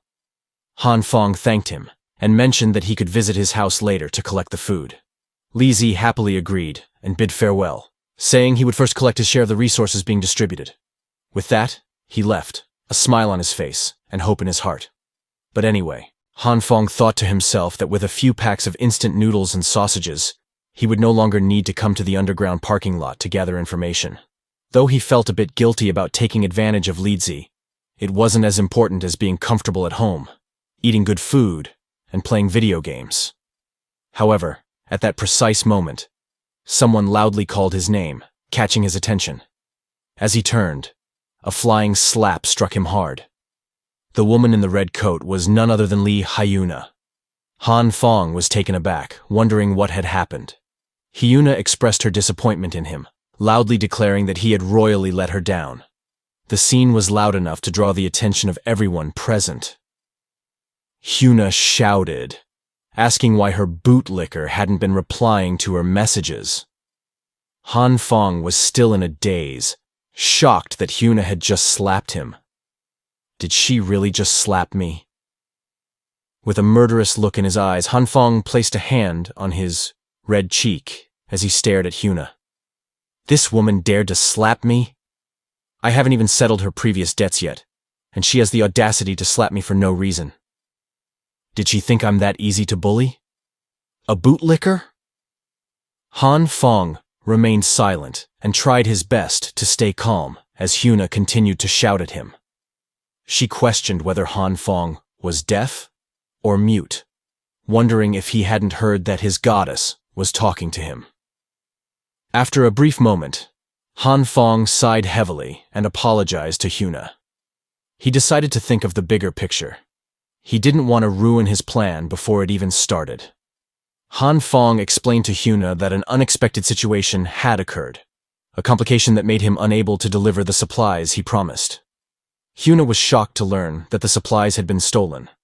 Han Fong explained that he had placed the supplies outside his door and went back inside his apartment to get his keys.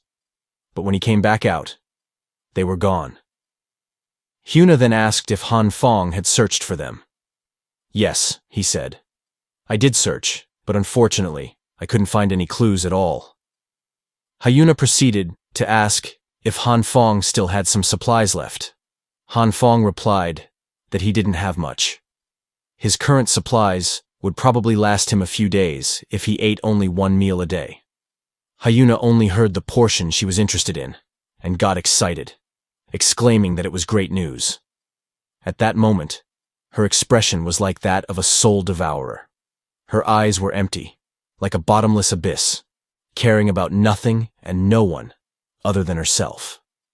She told Han Fong he could split his resources in half and share them with her. That way, they could both get through the disaster together. He just needed to eat one meal every 2 days, and he would be fine. Hearing this, Han Fong was speechless. He couldn't even begin to imagine how shameless Hyona was to say such words. Then, as a sly grin formed on his lips, he remembered. Oh, that's right. In her eyes, I am just a tool for her to use when needed. Her worthless bootlicker, Han Fong thought. He agreed to Hyona's request, saying that he did promise her after all. They would split his resources equally. Hyona immediately started playing nice, thanking Han Fong.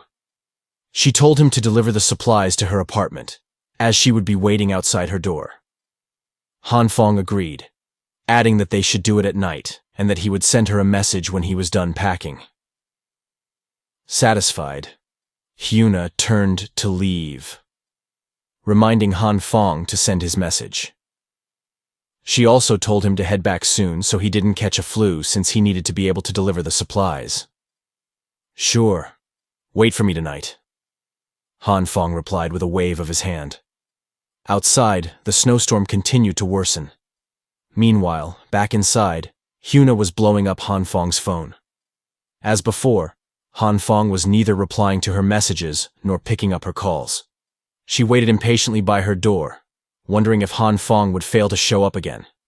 She stared at the elevator, which had stopped working, then at the flight of stairs, contemplating whether to climb up to Han Fong's apartment.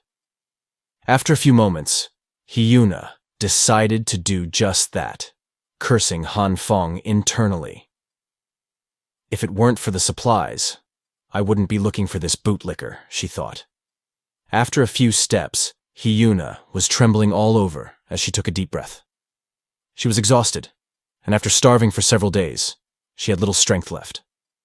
Almost there, she whispered, encouraging herself as she continued forward, step by step. As she got closer to her destination, she noticed that the emergency lights up ahead were broken, plunging the entire section into darkness. She heard sounds ahead and questioned aloud if someone was there. Hyuna hesitated, unsure whether to return or continue, when she heard the sound of something being dropped. Before she could figure out what it was, a loud bam rang out. The emergency lights flickered back on, revealing that they hadn't been broken, just off momentarily. With the lights back on, Hyuna's condition was not pleasing to see. Her entire figure was covered in flour. She shouted, calling Han Fong's name. Han Fong appeared immediately at the scene, apologizing to Hyuna. He explained that he had fallen asleep and was rushing down the stairs when he saw her messages. In his haste, he ran into a railing and dropped the flour he was carrying. Hyuna was furious, asking if Han Fong was a pig and wondering why he couldn't even manage the simple task of carrying a bag of supplies properly. Feeling disgusted with her situation, Hyuna tried removing the pieces of black plastic from her hair. Han Fong, on the other hand, just stared at her, with a smug look on his face, satisfied that his plan had been executed perfectly. Han Fong had specially prepared that flour for her. He then offered the remaining supplies to Hyuna, who readily accepted them.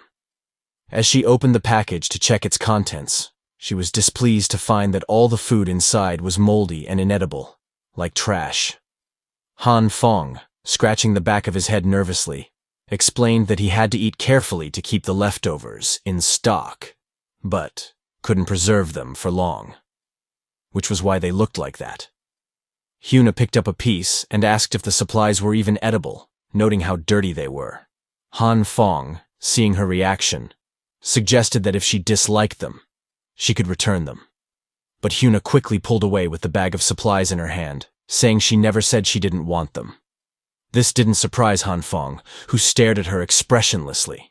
Internally, he laughed. So, this is the goddess I was pursuing with all my might, he thought. Hyuna then took out a half-eaten apple and remarked that although the surface was blackened, the inside should be fine and edible after peeling it with a knife. She also requested the rest of the flour. Excited to find that half of it was still left, she eagerly accepted it. Amused, Han Fong watched her. From his perspective, the supplies were garbage, and he had never eaten such refuse in his previous life. He was confident that Hyuna would upset her stomach if she consumed the garbage he had given her. Additionally, the current low temperature made showering in this weather akin to flirting with death. This meant that the flour would be on Hyuna for a while.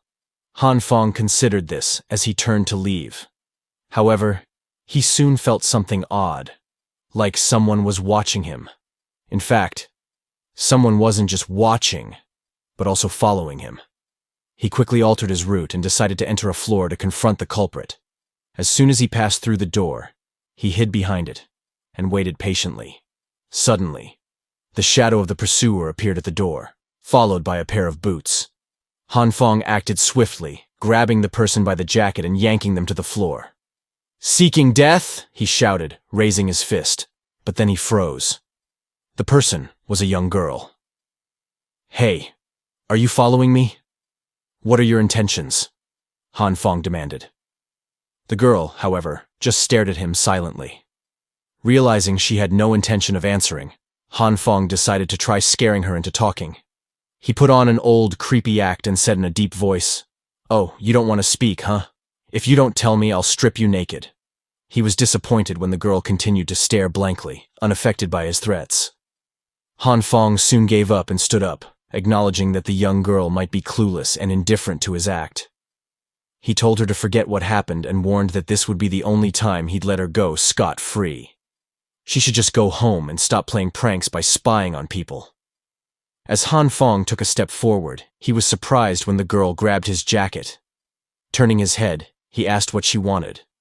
Still, she only stared at him. Annoyed, Han Fong told her to stop staring and just say what she wanted, or he would leave. He had neither the patience nor the luxury to figure out why she was spying on a complete stranger up the flight of stairs in the middle of the night, in such weather.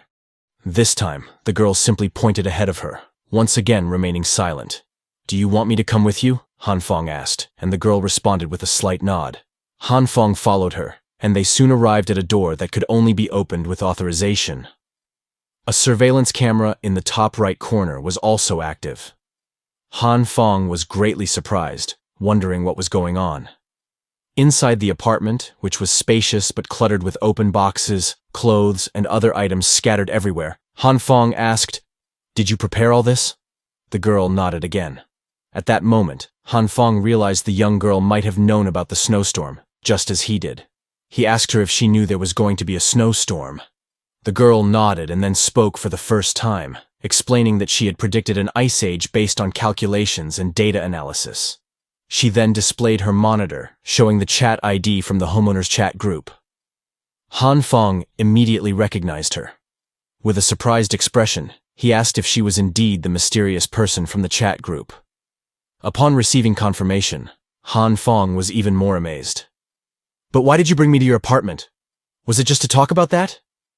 The girl silently pointed to her numerous surveillance screens. Han Fong turned to look, and what he saw was beyond his wildest imagination. On the screen, surveillance footage captured every detail of his hoarding activities, every move from the elevator to his apartment door, including deliveries and conversations with Li Zi. His actions were laid bare in real time. In that moment, Han F. Feng felt a sense of violation. All his efforts to conceal his activities seemed laughable to this seemingly innocent girl. "Have you been spying on me?" he asked, feigning surprise. Without hesitation, the girl nodded. Strangely, she began undressing, leaving only her undergarments. Han Fong was dumbfounded, wondering why she would disrobe in front of a stranger. His embarrassment deepened and he blurted out, "Why are you suddenly taking off your clothes?" The girl, unfazed, calmly explained that she felt hot. "No," Han Fong corrected himself. "I meant stop. Put your clothes back on." It became evident that the girl lacked social norms. She quickly changed into more comfortable attire and sat down at her computer. Meanwhile, Han Fong grappled with the surreal turn of events. Deep in thought, Han Fong finally voiced his suspicion. "Were you spying on me because you noticed my hoarding behavior before the snowstorm?" The girl's nod confirmed his hunch. Curious, Han Fong pressed further. "So, your earlier approach and surveillance were to explore the possibility of cooperation between us?" Another nod followed her understanding of his question. Seeking clarity, he asked, "What kind of cooperation do you mean?" The girl calmly set aside her computer, then crawled on all fours across the sofa, oblivious to personal space. Her actions resembled those of a child. At the other end of the sofa, she revealed a mysterious box. Han Fong's panic surged. "What are you doing?" he blurted out. Undeterred, she gestured for him to teach her how to operate a generator. Patiently, Han Fong guided her through the steps until she could manage it herself. Then, she pointed towards something else. He demonstrated how to use the geyser device, emphasizing the need to close the valve after use. Finally, she indicated her foodstuffs. "Raw meat goes in the freezer," he instructed. "But remember to unpack it first. You're being too reckless." Struggling with the weight of the boxes, Han Fong implored the girl not to be a mere spectator, but to lend a helping hand. Once they finished, they moved to the kitchen. "Pay close attention to safety when connecting the gas," he instructed, emphasizing the importance of following his steps. "Check if the meal is ready," Han Fong continued. "If it's green, it's good to go." Only when there was sufficient gas could the flames roar and the dishes turn out delicious. With the meal prepared and steaming, he advised her to eat while it was still piping hot, a necessity in the current weather. Suddenly, all the pent-up frustration Han Fong had been harboring erupted. He slammed his hand on the table, feeling like an overworked babysitter. "Gosh," he muttered. "Your self-care skills need serious improvement." To his surprise, the girl merely stared and nodded in agreement. Han Fong quickly backtracked. Just kidding." Saying this, he began to eat his meal while simultaneously lamenting about how tired he was. This girl seemed like a full-time job, so he decided to address the situation before it spiraled out of control. Han Fong turned to her and said, "Let me make this clear. I will leave after eating." However, he was astonished to see that the girl had fallen asleep immediately after finishing her meal. "Wow, even I can't fall asleep while eating," he said in disbelief. Han Fong carefully lifted her sleeping figure and placed her on the sofa, then covered her with a blanket. After grabbing his jacket, he made a swift exit, remarking that the experience felt like he was raising a baby. The next morning, while Han Fong was still asleep, he heard a knock on his door. When he opened it, he found the young girl standing there with some boxes she had brought for him. Han Fong thanked her for her generosity, but he also sensed that she needed something from him. The girl had even wheeled her generator along and asked Han Fong to teach her how to operate it once more. They went to her apartment, and after a few days of interaction, Han Fong was convinced that the girl who lived upstairs from him was lacking in common sense, making living with her a nightmare. However, she did seem eager to learn about life. The problem was that Han Fong found himself dragged to her home every day to teach her just about everything. Her cooking skills, though still far from exceptional, had shown some improvement. Even so, with the quality of her meals, people would rush to eat it.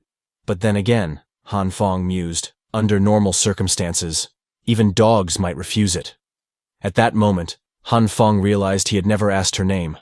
When he finally did, she replied with a title that sounded like something out of a video game. The Evil King's True Eye Envoy. Han Fong wondered why he had even asked. The girl was a handful, displaying keen observational skills but lacking in survival instincts. The scene in the underground parking lot was utter chaos. People were fighting over resources, and it seemed the committee's efforts to maintain order had disintegrated. Homeowners were tearing each other apart for whatever scraps were left, their eyes gleaming with fierce determination. Despite their ragged and emaciated appearances, they fought relentlessly with iron rods and kitchen knives. Dark blood splattered on Glasses Man's clothes and shoes as a nearby neighbor was struck. The parking lot resembled a scene from hell, and Glasses Man, the only one not fighting for resources, watched the carnage unfold with a detached expression. Realizing he needed to restore some semblance of order, he took out a megaphone, turned it on, and emitted a deafening noise that momentarily drew everyone's attention. The sound was so overwhelming that everyone covered their ears. After taking a deep breath, he spoke up immediately. "Have you all had enough? Have you beaten each other senseless over the last few supplies?" As he spoke, he helped the man who had been smacked earlier to his feet. "Don't you think it's ridiculous that you're fighting like this over the remaining resources?" Hearing this, the plump man in glasses from earlier retorted, "You still have the nerve to say that? You're the one who proposed the donation of supplies. Now my family has only received a pack of instant noodles to last us a few days." Another voice chimed in, agreeing with Fatty in glasses. "Yes. If we don't grab the resources now, we'll starve to death." Glasses Man responded with a calm, convincing tone. "It seems I need to clarify things for everyone. The supplies that were distributed are insufficient, and the donated supplies are dwindling. Even if we grab the last bit of resources, it won't last long. So, as I said earlier, this is ridiculous. Do you really think you deserve to starve to death?" He paused, letting his words sink in. "Think carefully. Who caused this situation?" "You did." A voice from the crowd protested, but Glasses Man continued calmly. "It wasn't me. If you've forgotten, let me remind you. A loaf of bread that originally cost a few yuan is now being sold for dozens or even hundreds of yuan by those who had ample supplies." He picked up a piece of bread from the ground and crushed it in front of the crowd. In order to profit from you, a loaf of bread is even being auctioned off in 1/5 or 1/10 portions.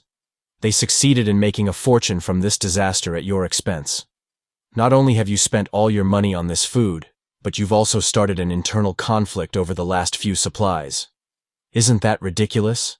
The ones who have more supplies but never donated are the same people who maliciously inflated prices. In the end, everyone present in the parking lot would be the ones to starve to death.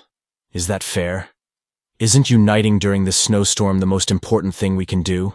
If it is, then why aren't we doing just that? Why don't we go up there and reclaim the supplies that rightfully belong to us?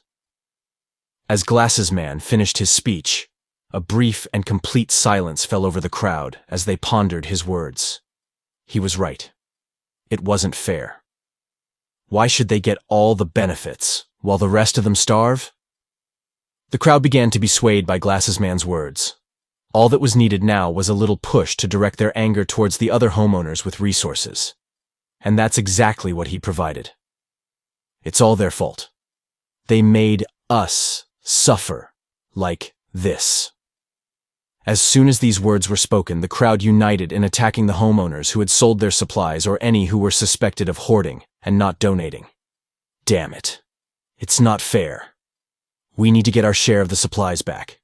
Yes, take back what belongs to us. Satisfied with how things were unfolding, a smile of triumph appeared on Glasses Man's face. He had successfully convinced the crowd to follow his lead. Meanwhile, among the crowd was Li Zi, who was gathering information for Han Feng. Seeing the chaos heading towards the homeowners with resources, he realized the situation was about to escalate dramatically. He needed to inform his brother immediately. With a serious expression, Li Zi took out his phone and texted Han Feng. Outside, the snowstorm showed no signs of letting up. The situation was as dire as before and seemed only to worsen. Meanwhile, inside Han Feng's apartment, he was passed out, oblivious to his phone dinging a few times. When he finally woke up to check the messages, he hoped it was from Li Zi.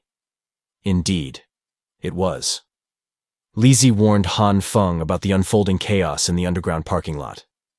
Brother, something terrible has happened. These people have lost their minds, he wrote. They're planning to raid the homeowners upstairs with supplies. Curious, Han Feng asked, who exactly Li Zi meant by they, and who was leading the charge? That guy named Zhang, Li Zi replied. He's inciting the others to rob the supplies. They're picking the locks of every apartment. Reading this, Han Feng sprang from his sofa, terrified. He immediately sought more details. Have they already started? Are they armed? Yes, they're all armed. Hide if you can, but avoid confronting them directly, Li Zi advised. Han Feng acknowledged the warning and told Li Zi to stay safe as well. He quickly checked his door locks to ensure they were secure and then moved to close the curtains. He hadn't expected things to escalate so drastically. Although he had 2 guns ready for such a crisis, the thought of an organized assault made the situation even more troubling. If his supplies were exposed, he would be confronted by every crazed neighbor. Han Feng feared that if that happened, everything he had hoarded would be consumed until nothing remained. He needed to prepare for this possibility.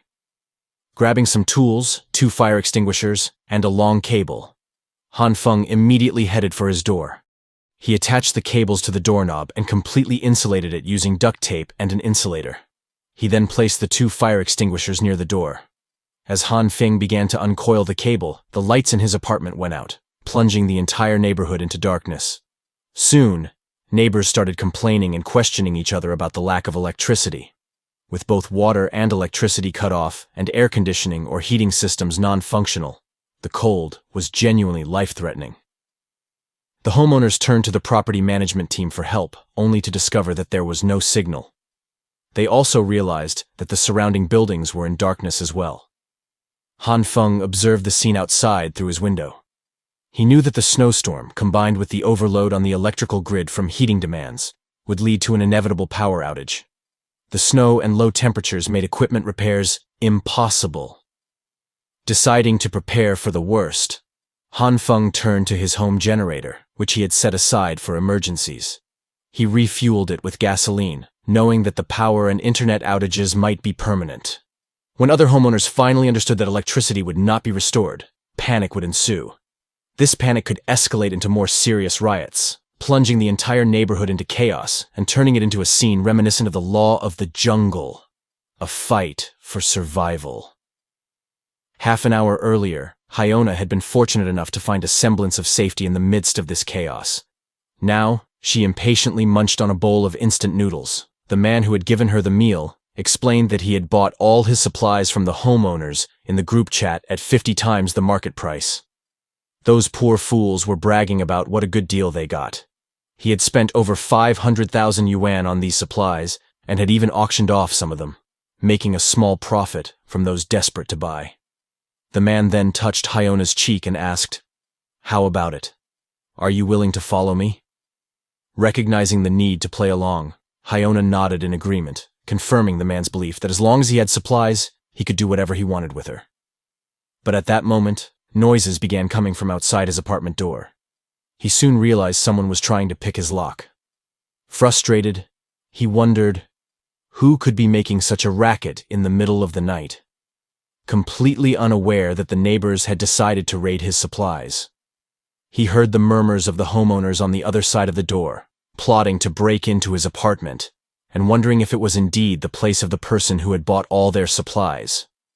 When lockpicking failed, they resorted to kicking the door.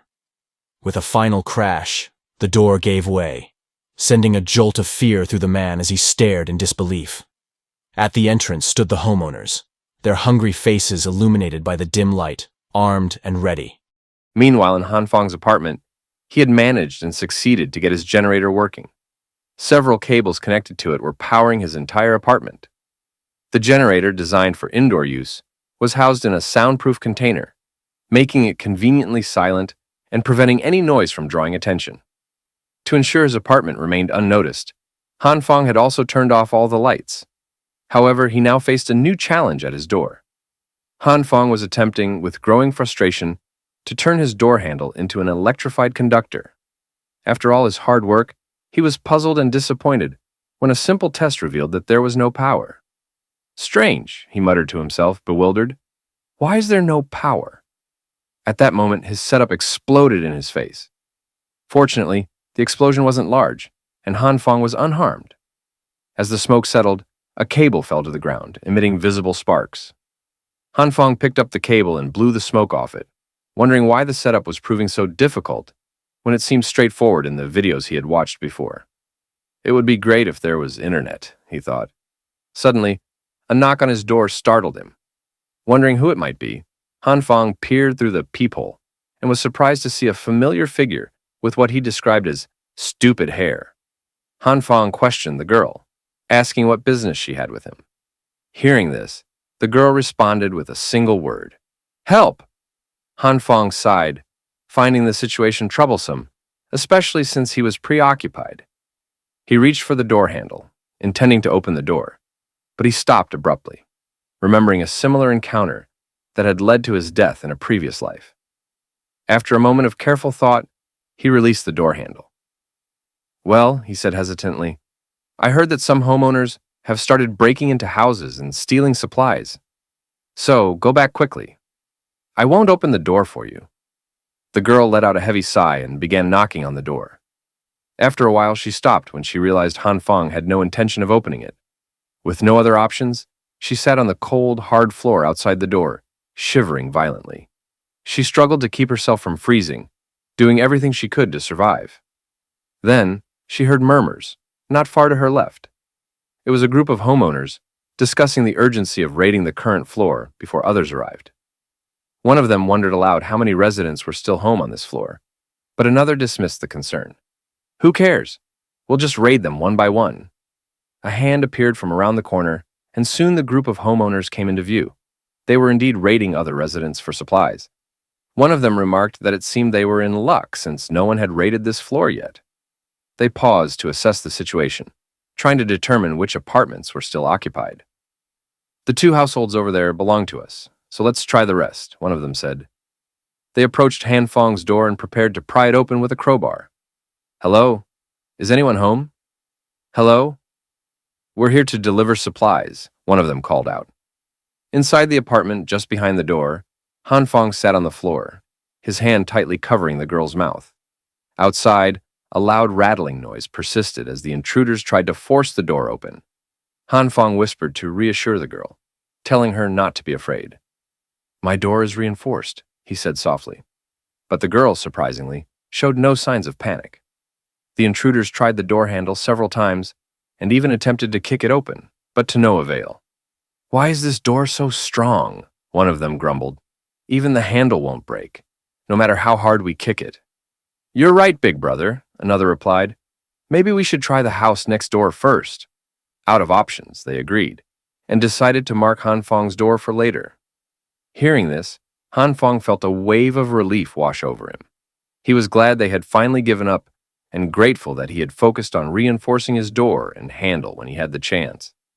Back then, he had insisted the contractor add a 5 cm steel plate inside the door and reinforce the handle. Now, that decision was paying off. Then his eyes widened in alarm as he suddenly realized he might have suffocated the girl. So he hurriedly said sorry to her and quickly moving his hand away, saying, "It's okay now," because he just didn't want them to realize someone was home. So suddenly Han Fong was interrupted when the girl, now free to speak, thanked him and assured him that she was fine. They stayed in their positions for a while longer, listening for any signs of the intruders. After what felt like an eternity, Han Fong whispered that he believed the homeowners had left. Relieved, he turned back to his project, muttering to himself as he worked to get his electrifying contraption functioning, swearing that just wait until he fixed that thing and say, "If anyone tries to kick his door again," he remarks that he electrocute them to death. While the Become seems curious about what he was doing, so she asked him to explain.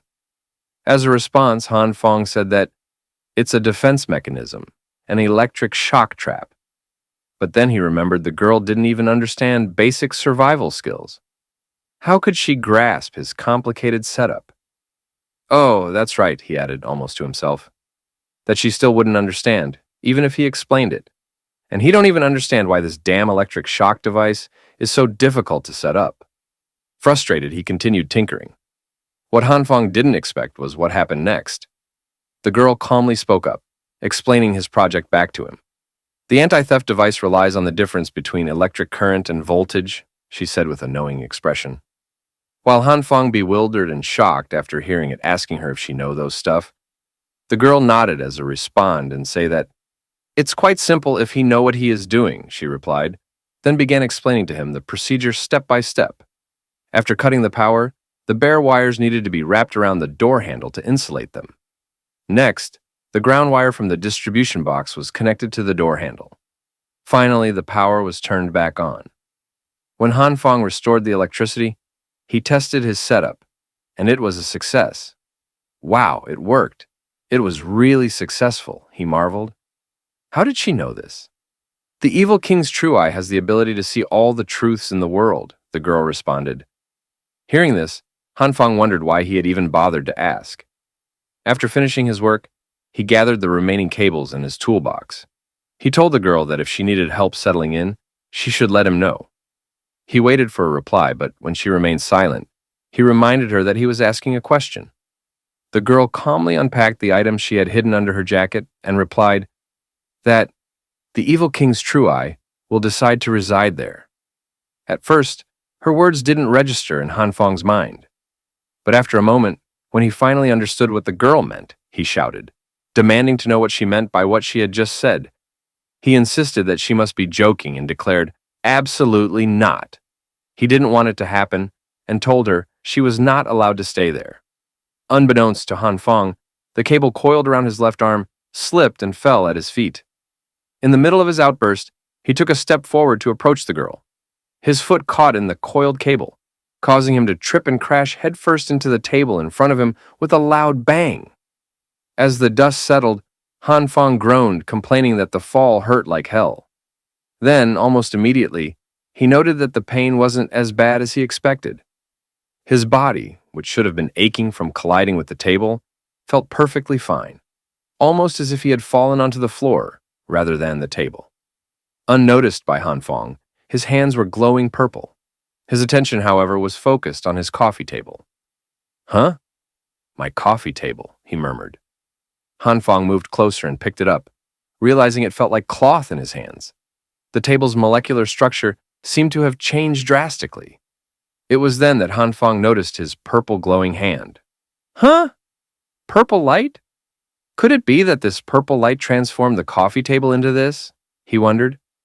He looked around and realized that everything his hand had directly touched, the toolboxes and various scattered items, had the same outcome as the coffee table. He picked up a hammer from the toolbox, only to find it bending like lightweight rubber. This purple light, can it make objects soft? Hanfang wondered aloud in amazement. But then he remembered he wasn't alone in the apartment. That's right. He had a guest, he thought nervously, while he was sweating there. Meanwhile, the girl had watched the entire scene without uttering a word, as she always did. She was confused and speechless about what she had just witnessed. This is the end of the video.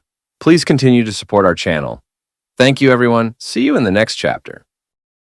Her eyes lit up as she assumed that Hanfang, like herself, must be an emissary chosen by the true eye of the evil king. She began speaking rapidly, spouting nonsensical ideas with enthusiasm, while Hanfang stood there, completely baffled by her words. Realizing that reasoning with her might be futile, he decided to play along. Yes, he said slowly. I'm also one of the chosen emissaries, which is why unusual things happen around me sometimes. Just as he thought he had things under control, the girl interrupted him, eager to share something. Since we're both emissaries, we should help each other out, she said with confidence. Then, she asked if she could stay in his apartment. Hanfang blinked, thrown off by the request, and tried to explain how odd it would be for a young girl to live with an older man. Without another word, the girl bolted out of the room.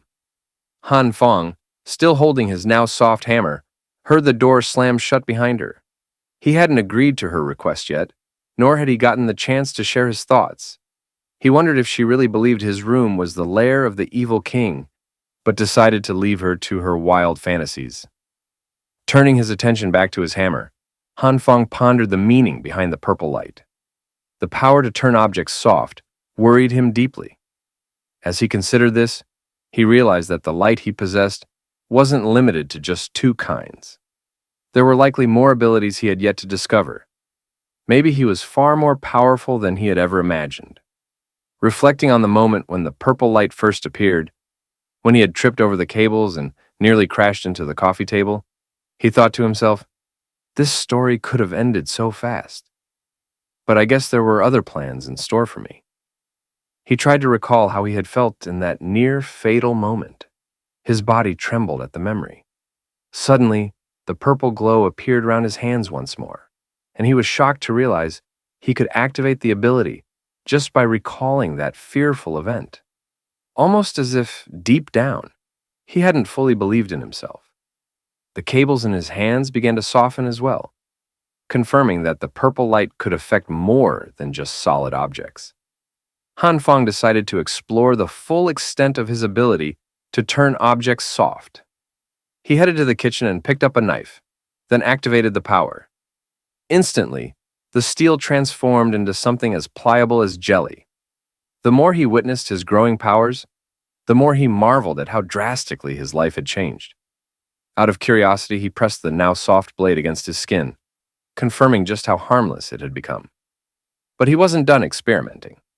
Hanfang continued to test the purple light on various items around the house, slowly beginning to understand its limits.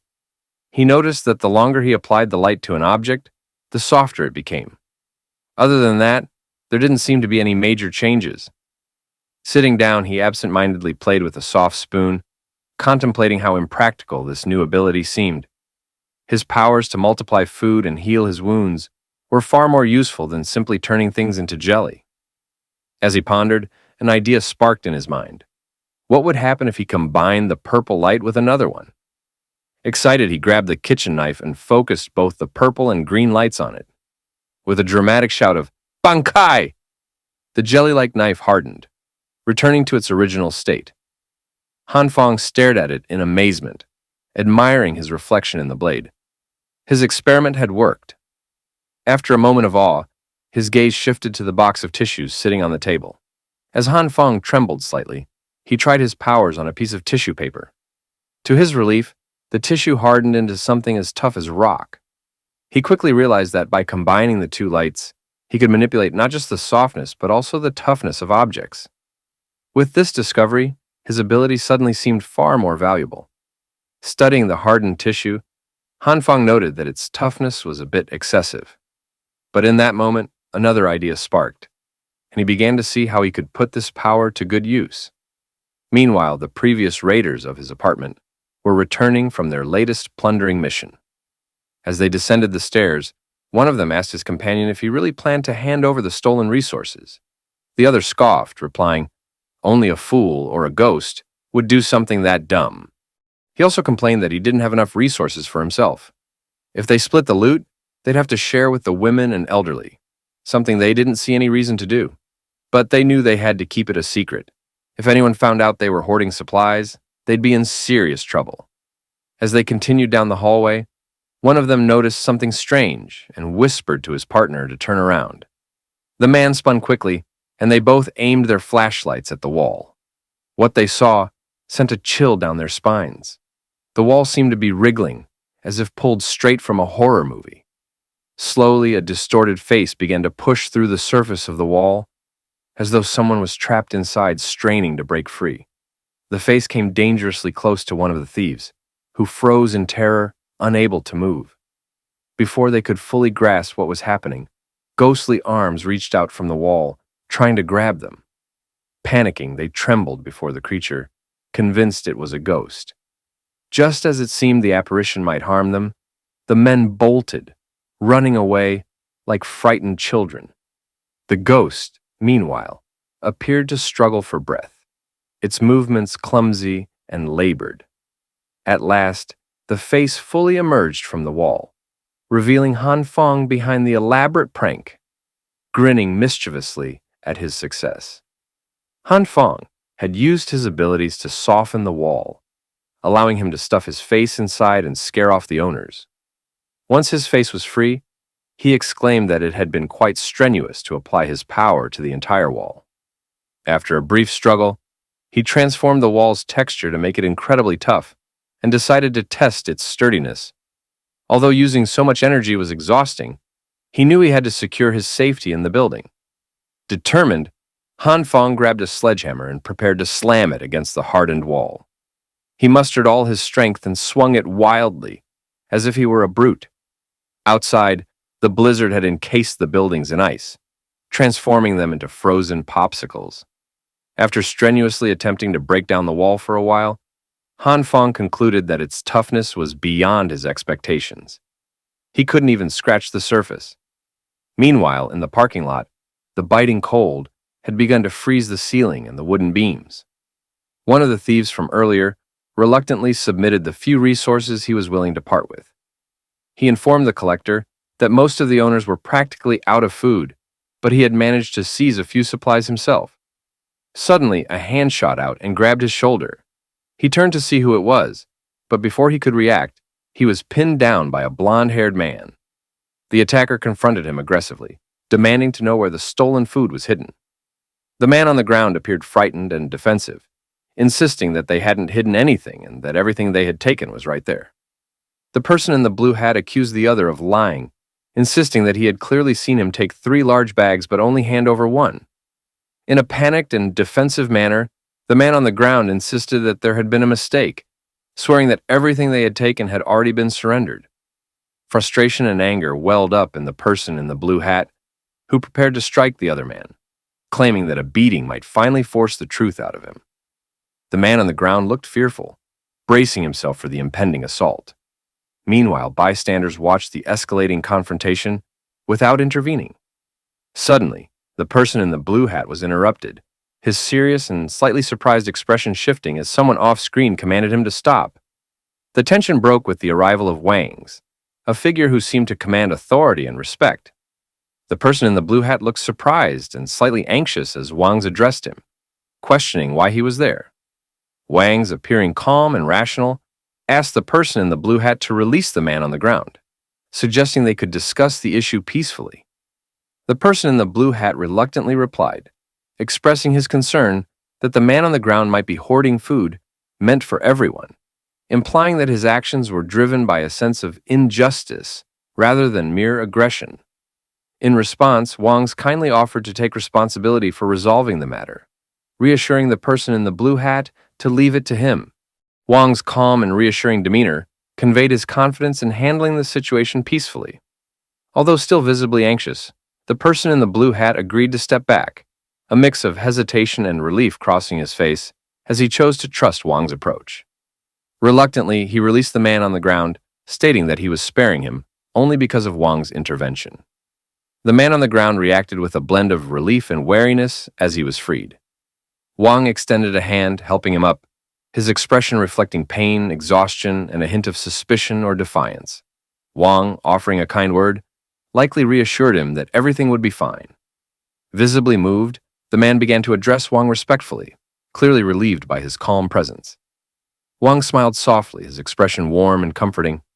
Nearby, 2 large bags of supplies sat on the ground, one tied shut, the other open, revealing various packaged items inside.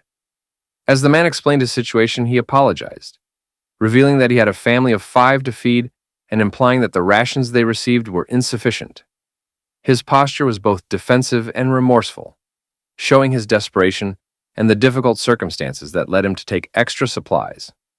In response, Wang offered his own rations to the man, a gesture of compassion that spoke volumes. The man receiving the food looked surprised and confused by the gesture, asking why Wang, the man with glasses, was doing this. Wang calmly explained the rules, emphasizing that all collected items must be handed over and redistributed based on the number of people to ensure fairness. Yet, he also acknowledged the struggles the man with a family faced. Overwhelmed with gratitude, the man thanked Wang repeatedly, his deep appreciation evident. He held the food close, visibly emotional, as Wang urged him to return home quickly. Before leaving, the man assured Wang that if there was ever anything he could do in return, he should not hesitate to ask, expressing his heartfelt gratitude and willingness to help in the future. Wang responded warmly, encouraging the man to reach out if he faced any more difficulties, reinforcing a sense of mutual support and community. Turning to the group, Wang advised everyone to collect their supplies quickly and head home. The group responded positively, acknowledging his instructions with respect and gratitude. Some even suggested he should return early himself, showing their appreciation and concern for his well-being. Curious, some members of the group began asking Wang how he managed to persuade the man to surrender the hoarded food, and why he chose to share his own rations. Modestly, Wang explained that he hadn't done much, downplaying his act of kindness. Wang modestly explained that he simply helped the man understand a principle. The twins, reacting with surprise and curiosity, asked what kind of reasoning he had imparted. Their expressions reflected both intrigue and a touch of awe at Wang's approach. Wang went on to mention that, throughout the history of Country M, there have been numerous violent conflicts driven by clashes of interests between different social groups. His serious tone and the way he adjusted his glasses suggested he was making a critical point about the importance of mutual understanding. He painted a picture of chaotic, fiery scenes from riots and conflicts, highlighting how collective social actions often go unpunished as long as participants aren't caught in the act. He explained that he had reasoned with the individual, warning him that breaking the rules would make him a pariah, viewed simply as a thief by the community. Wang's grave, shadowed expression underscored the weight of his message. He further explained that beyond legal repercussions after the disaster, those who stole might face retaliation from the original owners of the stolen goods. The group, particularly the twins, reacted with a newfound understanding, realizing the broader consequences of their actions beyond immediate punishment. Wang's amicable interaction with the group fostered a sense of camaraderie and relief. However, an older man, partially hidden in the shadows, observed the scene quietly, smoking a pipe. His expression was stern and contemplative, as if he had experience with mob behavior. He remarked that, in chaotic groups, there's often a leader who directs and influences the crowd's actions. Meanwhile, Wang, now walking confidently with a cheerful expression, was accompanied by the twins and other members of the group, their spirits lifted by his leadership. From a distance, the older man with the pipe observed, remarking that times of chaos often give rise to heroes, subtly suggesting that the young man with glasses was no ordinary individual. Meanwhile, Han Feng was striking a surface, likely a window, with his sledgehammer, his exhausted expression and heavy breathing signaling the urgency of his situation. His tense posture revealed his determination as he tried to break through. After catching his breath, Han Feng examined a tool or piece of equipment, commenting on the reinforcement of the basement. He noted with satisfaction that it was fully completed and its durability confirmed. Suddenly, a noise startled him. His head snapped around, alert and tense. Still gripping the tool, Han Feng rushed toward the source of the noise, thoughts racing that it might be neighbors trying to steal supplies again. His movement was urgent, his posture ready for confrontation. With a sledgehammer in hand, Han Feng cautiously approached the door, prepared to defend himself. Peering through the peephole, he demanded to know who was there. Outside, Hyona stood, dressed warmly in winter clothes, her determined yet emotional expression revealing the gravity of her visit.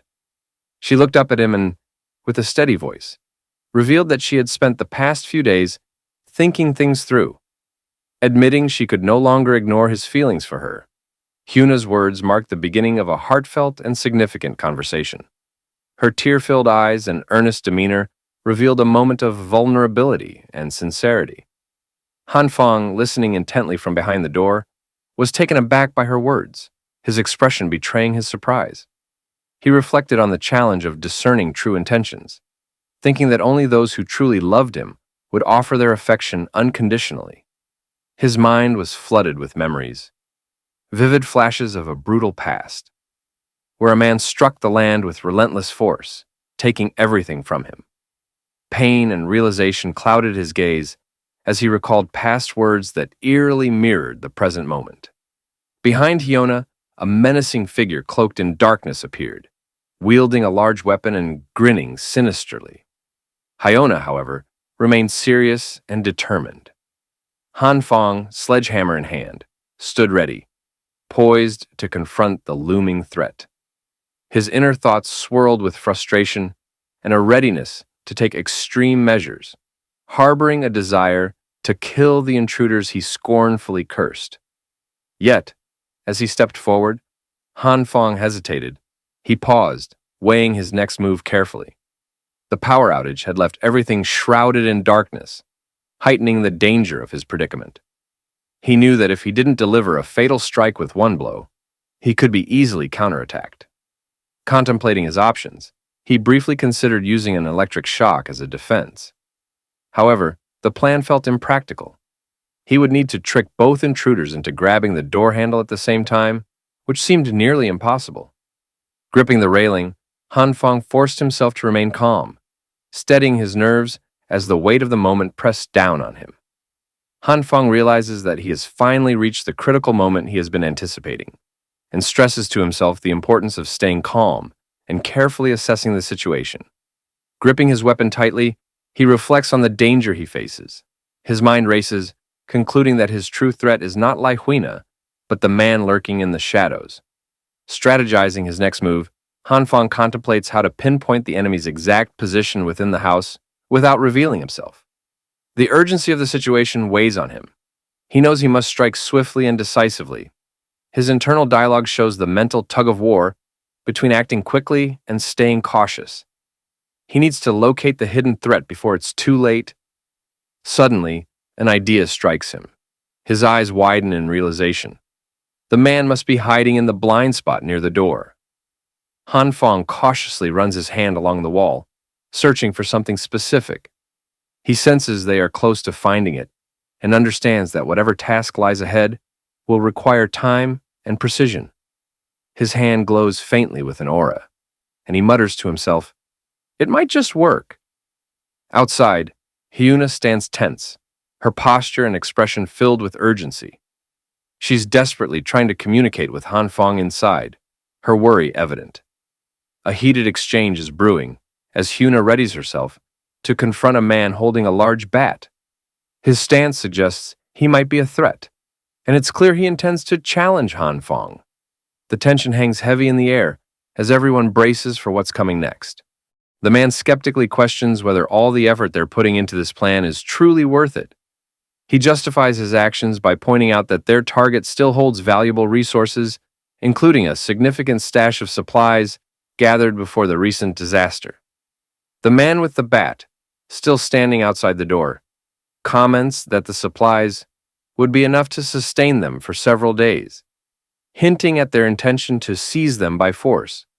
In the background, a mysterious purple glow intensifies, forming a more defined and ominous shape, something resembling energy or an entity emerging from the wall. The hooded man, now wary, asks if the other hears any strange noise, his suspicion growing. Hyona, confused, responds, "What noise?" Her anxiety is palpable, with beads of sweat glistening on her forehead. The hooded man's unease deepens as he insists something is coming from behind him. Before he can react, a violent force strikes him, marked by erratic, glowing streaks of purple energy. The suddenness of the attack is reflected in his wide-eyed shock. The impact, captured by dramatic energy, bursts around him, leaving him reeling from the unexpected assault. The hooded man is violently hurled backward, his body twisting in midair from the impact of the blow. Motion lines emphasize the sheer speed and force, underscoring how utterly caught off guard he was. Blood splatters across the scene, intensifying the sense of danger and urgency.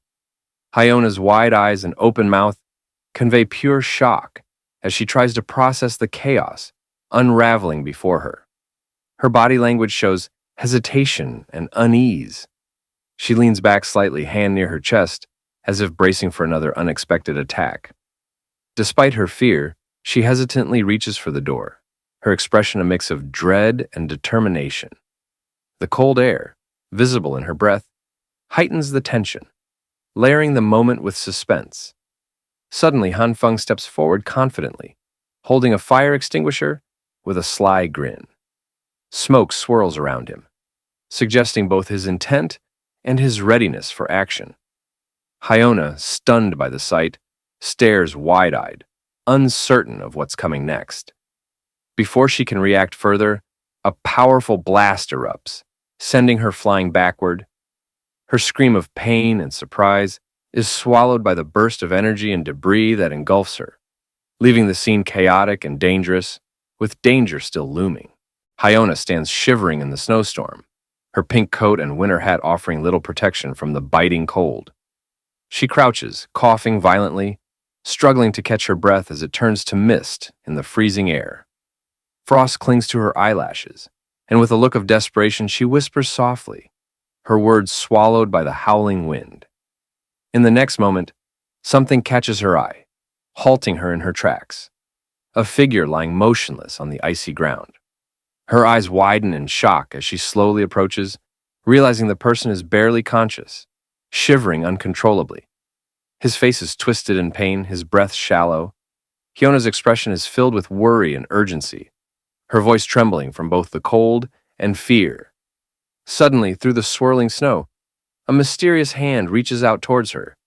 She gasps, her eyes widening in horror as she instinctively recoils, startled by the eerie presence. Hyona, now sprawled on the icy ground, scrambles to her feet in a panic, letting out a terrified scream. She sprints down the snow-covered hallway, her footsteps echoing sharply.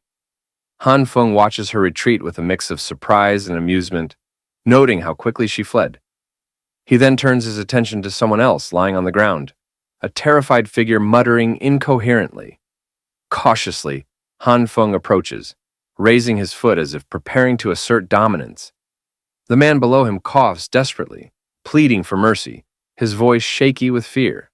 In a last-ditch effort, the man tries to reclaim authority, asking if Han Feng knows who his father is. But his bravado crumbles in an instant, as Han Feng strikes him down without hesitation, dismissing the threat with cold, unwavering resolve. The defiant man, still boasting about his father's influence, is abruptly silenced as the protagonist strikes him again, showing no regard for his connections. Now pleading desperately, the man raises his hand in a gesture of surrender, begging for mercy and questioning why the protagonist is targeting him, insisting they have no personal enmity. The protagonist, unmoved, punches him again, dismissing the pleas and demanding answers with fierce intensity. Pinned to the ground and repeatedly struck, the man cries out in despair, questioning why his life is being taken and what he's done to deserve such a fate. As the protagonist's bloodied fist hovers menacingly, he urges the man to speak, his patience wearing thin as he readies another blow. The battered man lies on the ground, barely conscious, mumbling incoherently, his body covered in bruises and blood. The protagonist calmly picks up a blood-stained bat, standing over the man with a cold expression, silently contemplating his next move as the tension thickens in the air. The defeated man, eyes filled with tears, blood spilling from his mouth, weakly pleads for an explanation, desperate to understand why he's being treated so harshly. Unmoved by his plea, the protagonist coldly questions the need for a reason before lifting the man off the ground and slamming him down with brutal force, dismissing his begging as mere pretense in a final display of dominance and disdain. Standing over the lifeless body, weapon gripped tightly, the protagonist angrily asks if the man had ever sought a reason when he was the one killing others. His breath visible in the cold, his demeanor grim and unshaken, filled with a sense of dark resolve. The protagonist, though visibly shaken and clutching his bleeding fist, breathes heavily as the weight of his actions begins to settle in. He collapses to his knees, overwhelmed by the intensity of the moment, while the echo of his desperate coughing fills the empty hallway, a stark reminder of the violent path he has chosen. Struggling to regain his composure, he forces himself to rise, still resolute, but visibly burdened by the haunting reality of what he's done. As he turns, his eyes fall on a little girl sitting quietly against the wall, calmly observing him with an unreadable expression. Breaking the tense silence, the little girl asks if he needs help, her unexpected offer of assistance hanging in the air. In the safety room, the protagonist and the mysterious girl sit across from each other, the tension from their recent encounter still thick in the air. He remarks on her unsettling calmness, given the terrifying events they've just witnessed. With concern, he warns her that staying with him is too dangerous, given the looming threat of retaliation from his enemies. She sips her drink calmly, unfazed and seemingly indifferent to the dangers he warns about, adding to the mystery of her true intentions and identity. The young man, urgent and frustrated, confronts her, insisting that her refusal to cooperate could put both their lives at risk. Despite his warnings, the girl responds with quiet resolve, stating she wants to stay, her calm demeanor unshaken by the potential threats. Growing more agitated, the man emphasizes the peril of their location, warning that staying could lead to their deaths. In a sudden show of determination, the girl slams her glass down firmly and stands confidently, her expression serene as she assures him there's no need to worry. She implies that a powerful force, known as the True Eye of the Dark King, will aid them, leaving Han Feng surprised. As she walks away, she casually mentions that the Dark King's power is nearly depleted and rest is necessary, leaving him confused. Desperate for answers, he reaches out, grabbing her arm and urging her to wait.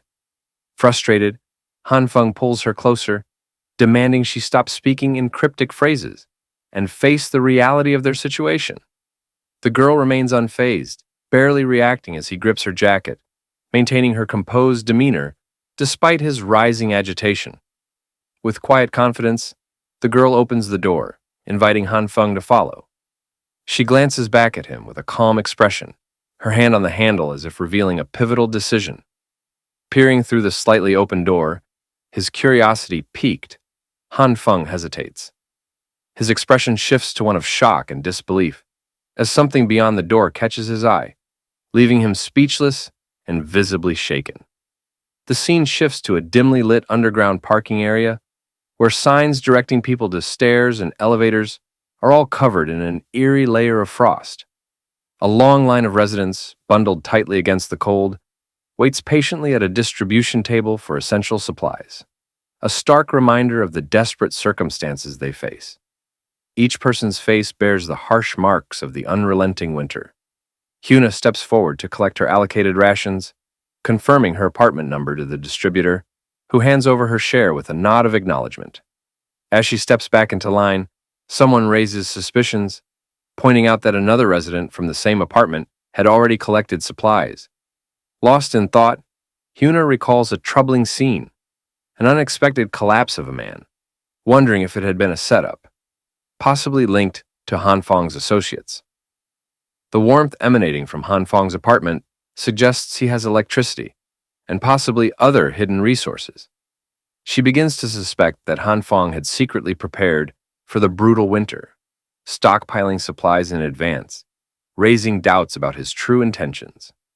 Frustrated and angry, Hyuna clenches her fist around her ration, cursing Han Fong for preparing for the cold, without informing or helping her, leaving her to survive on worthless scraps.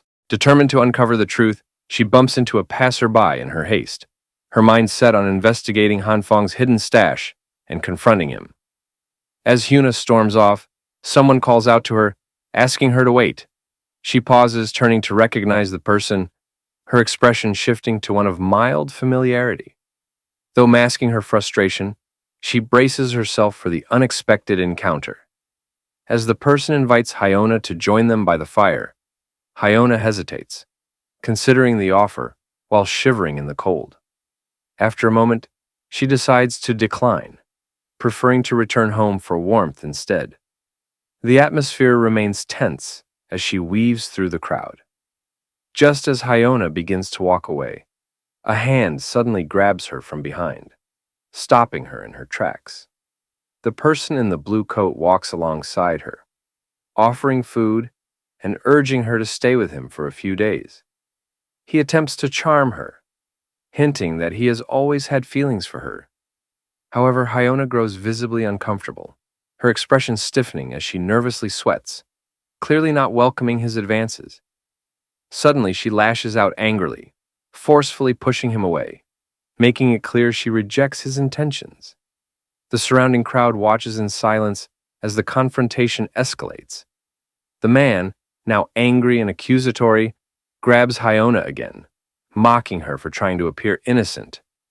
The situation intensifies as Hyona cries out in pain, struggling to free herself from his grip. In that moment, she overhears a conversation about stolen supplies, and a shocking realization hits her.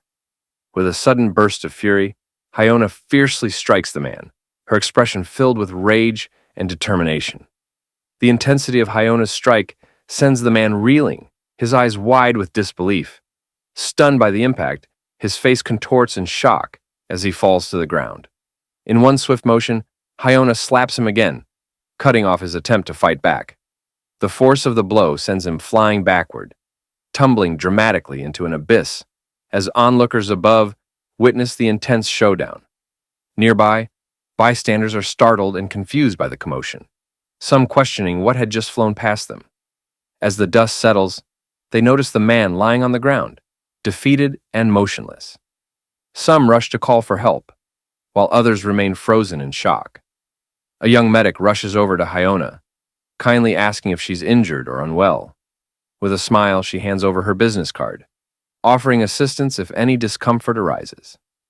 Hyona, relieved yet shy, politely declines the medic's help, turning away with a quiet expression, leaving the medic slightly surprised by the sudden rejection. Shortly after, the medic is caught off guard when someone hurls an insult at her, leaving her stunned and embarrassed. The man, enraged, suddenly pins the medic to the ground, screaming at the onlookers to mind their own business. His fury escalates as he raises his fist, threatening to hit her, while the horrified crowd watches in silence. Just as he prepares to strike, a powerful force hits him, knocking him off balance. Brother Lai, fierce and blonde, delivers a brutal punch, pinning the man down with overwhelming strength. With a cigarette dangling from his mouth, Brother Lai delivers a cold remark, calling out the cowardice of men who hit women. The crowd, gripped by the gravity of his words, watches in silence. Suddenly, Wang arrives, commanding everyone's attention as the crowd parts to let him through. The man, desperate, accuses Hyona of stealing, pointing fingers wildly as she tries to defend herself, insisting she's done nothing wrong. Brother Lai steps in, furious, berating the man in blue for daring to assault a woman. Without hesitation, he grabs the man, his anger palpable, ready to deliver another blow to end the confrontation. Before things can escalate further, Wang steps forward, firmly scolding the man. He reminds him of the committee's responsibility to protect the vulnerable and ensure fairness for everyone. The man quickly apologizes, but Wang, with an air of authority, warns him that there will be serious consequences if this behavior happens again. Turning to the medic and Brother Lai, Wang apologizes for the disturbance, politely suggesting they reconsider the matter he had previously discussed with them. However, Brother Lai shows no interest, walking away dismissively, making it clear that he has no intention of involving himself in their affairs, regardless of the consequences. The medic politely declines Wang's offer, explaining that she cannot accept his proposal, but remains available to assist with any patients in need. Wang nods in appreciation, thanking her as their conversation draws to a close. Nervously, Hyona approaches Wang, asking if they can join his group. With a subtle smile, Hyona admits they've admired him for some time, but never had the chance to express it, hoping that now they might finally spend more time together. Wang, calm and measured, questions if Hyona has misunderstood something, pointing out the practical skills of his current companions.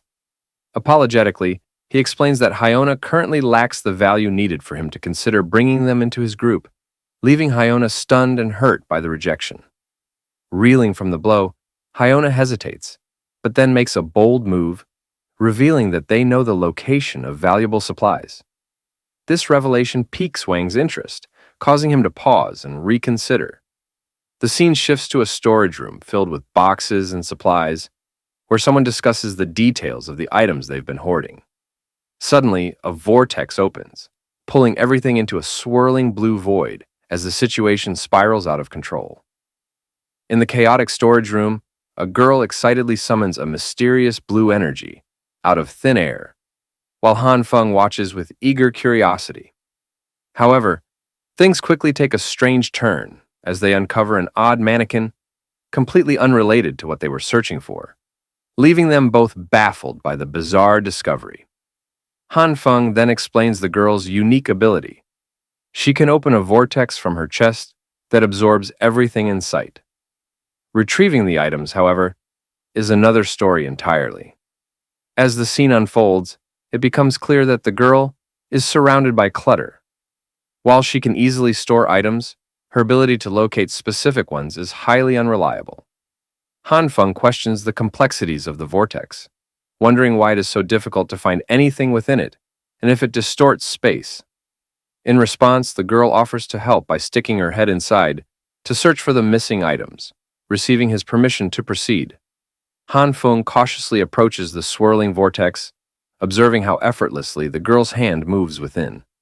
Despite his hesitation, he steels himself and prepares to enter the mysterious space. As he cautiously begins to enter the vortex, his body is slowly pulled in, while the girl holds the portal open.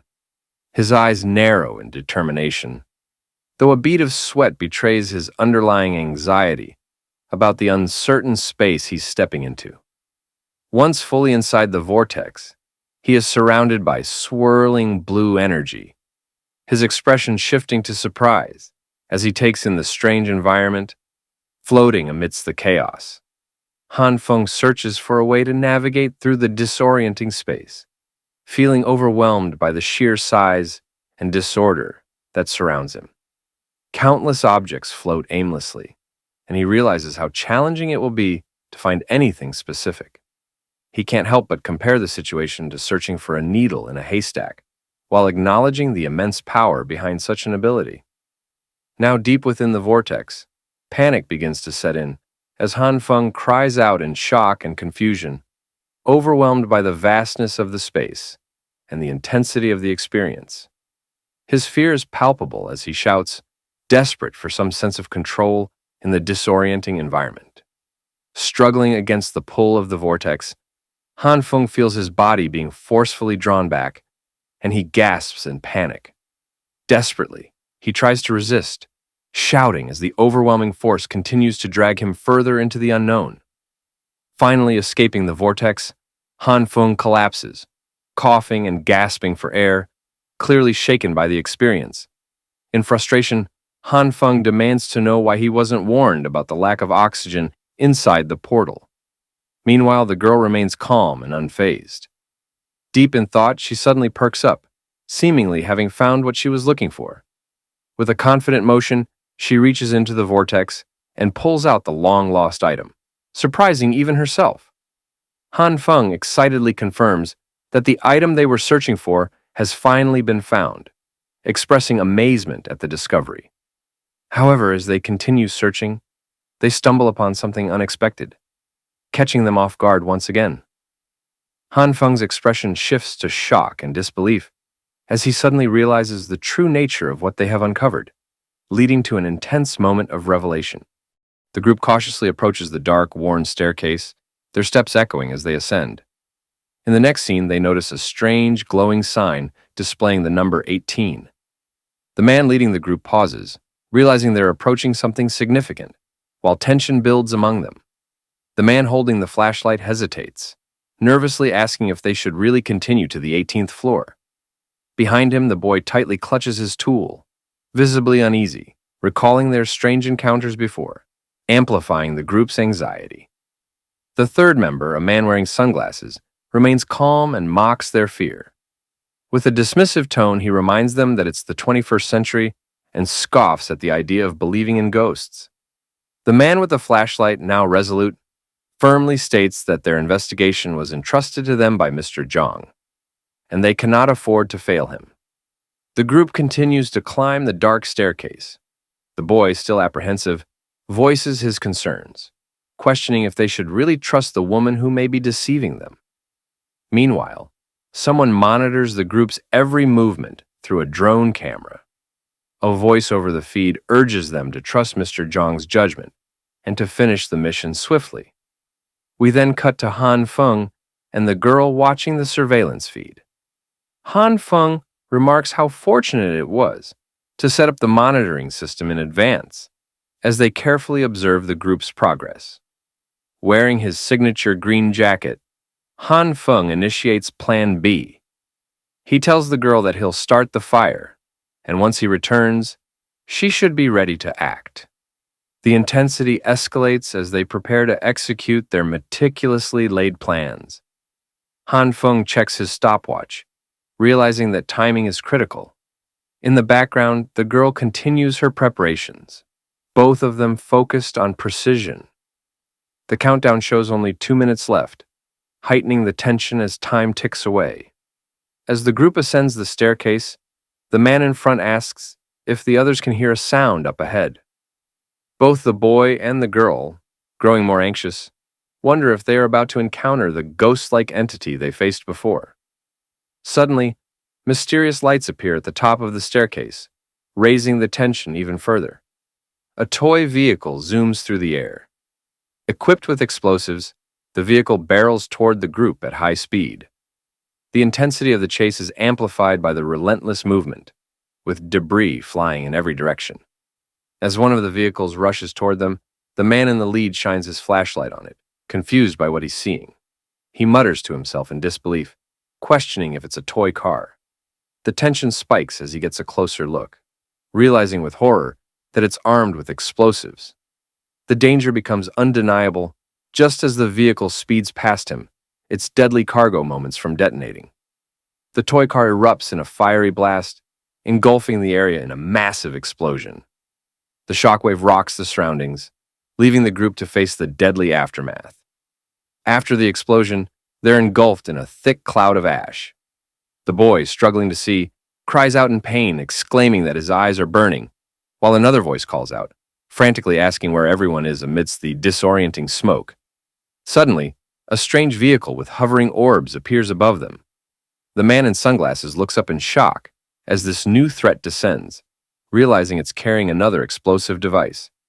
The danger escalates as the fuse on the bomb is visibly lit, ticking down. In a desperate moment, the man shouts for the group to escape. The urgency of the situation becomes clear as the group scrambles to flee from the imminent blast. The drone hovers ominously in the air, carrying its deadly payload as it closes in on them. In the room, the girl watches anxiously through the monitor, her face tense with concern. Only 22 seconds remain. Han Feng, resolute, vows that this time he will teach the intruders a lesson. The camera feed counts down as Han Feng watches the group inch closer to disaster. At 15 seconds, they remain oblivious to the drone looming above, making its final approach. The man in the lead has no idea what's about to happen. Suddenly, the drone's presence becomes clear, and the man shouts in frustration. The screen captures his fall, and Han Feng panics, yelling not to let the drone get damaged, clearly more focused on the mission's success than anything else. The man furiously swings his weapon at the approaching drone, determined to bring it down before it can complete its mission. His intense strike lands with a loud impact, sending pieces flying as he manages to damage the drone mid-flight. However, the damage causes the drone to wobble, throwing it off balance. In the control room, the girl anxiously announces that the left side of the drone is malfunctioning, making it impossible to stabilize. With only 5 seconds left, Han Feng shouts in frustration, knowing the drone is their only weapon in this fight. As the countdown reaches 3 seconds, the drone begins to plummet, spiraling out of control. Chaos erupts as the situation slips from their grasp, the impending explosion drawing closer by the second. The girl monitoring the feed urgently shouts at Han Feng to regain control and stabilize the drone. At 1 second, a massive explosion lights up the sky, engulfing the area in a fiery blast as the drone struggles with mechanical failure. She informs Han Feng that the right rotor has malfunctioned, sending the drone into an uncontrollable descent. Panicked, Han Feng yells for her to find a safe place to land it before it's completely destroyed. In a narrow escape, the drone crashes just outside a building window, barely avoiding total disaster. The girl reports a successful emergency stop, though the drone now clings precariously to the edge of the structure as snow falls steadily. Han Feng, worried, tells her the drone is too important to lose and that he plans to retrieve it. Despite the urgency, the girl remains calm, her eyes fixed on the screen. Suddenly, she mentions something odd about the staircase. There seems to be a body there. Han Feng, shocked, leans in to examine the screen more closely. Both are confused by the unexpected discovery and ask each other if it's really a body, their concern deepening as the mystery unfolds. As the camera zooms in, Han Feng recognizes the figure lying outside the window. His eyes widen in shock as he exclaims, "It's Lai Ji!" Clearly, this is someone they both know. The situation takes a more serious turn as they scramble to understand what has happened. Han Feng and the girl sit in confusion, questioning why Lai Ji's body is lying in such an unexpected location. Han Feng's expression grows more serious as he wonders aloud if Lai Ji had also been attacked. Concerned for their safety, he sternly reminds the girl not to open the door while he's gone, assuring her that he has the key and will return soon. His tone is urgent, knowing time is critical. As he heads toward the exit, Han Feng takes one last look around, his mind fully focused on the mission ahead. Just before he leaves, the girl approaches, handing him a communication device. She instructs him to stay in touch during the mission. Han Feng nods gravely as he accepts the device, understanding the importance of staying connected in such a dangerous situation. He thanks her and tucks it away securely. In the next scene, Han Feng is seen readying his weapon, his expression tense. Internally, he hopes he won't have to use it, but the gravity of the situation forces him to be prepared for the outcomes.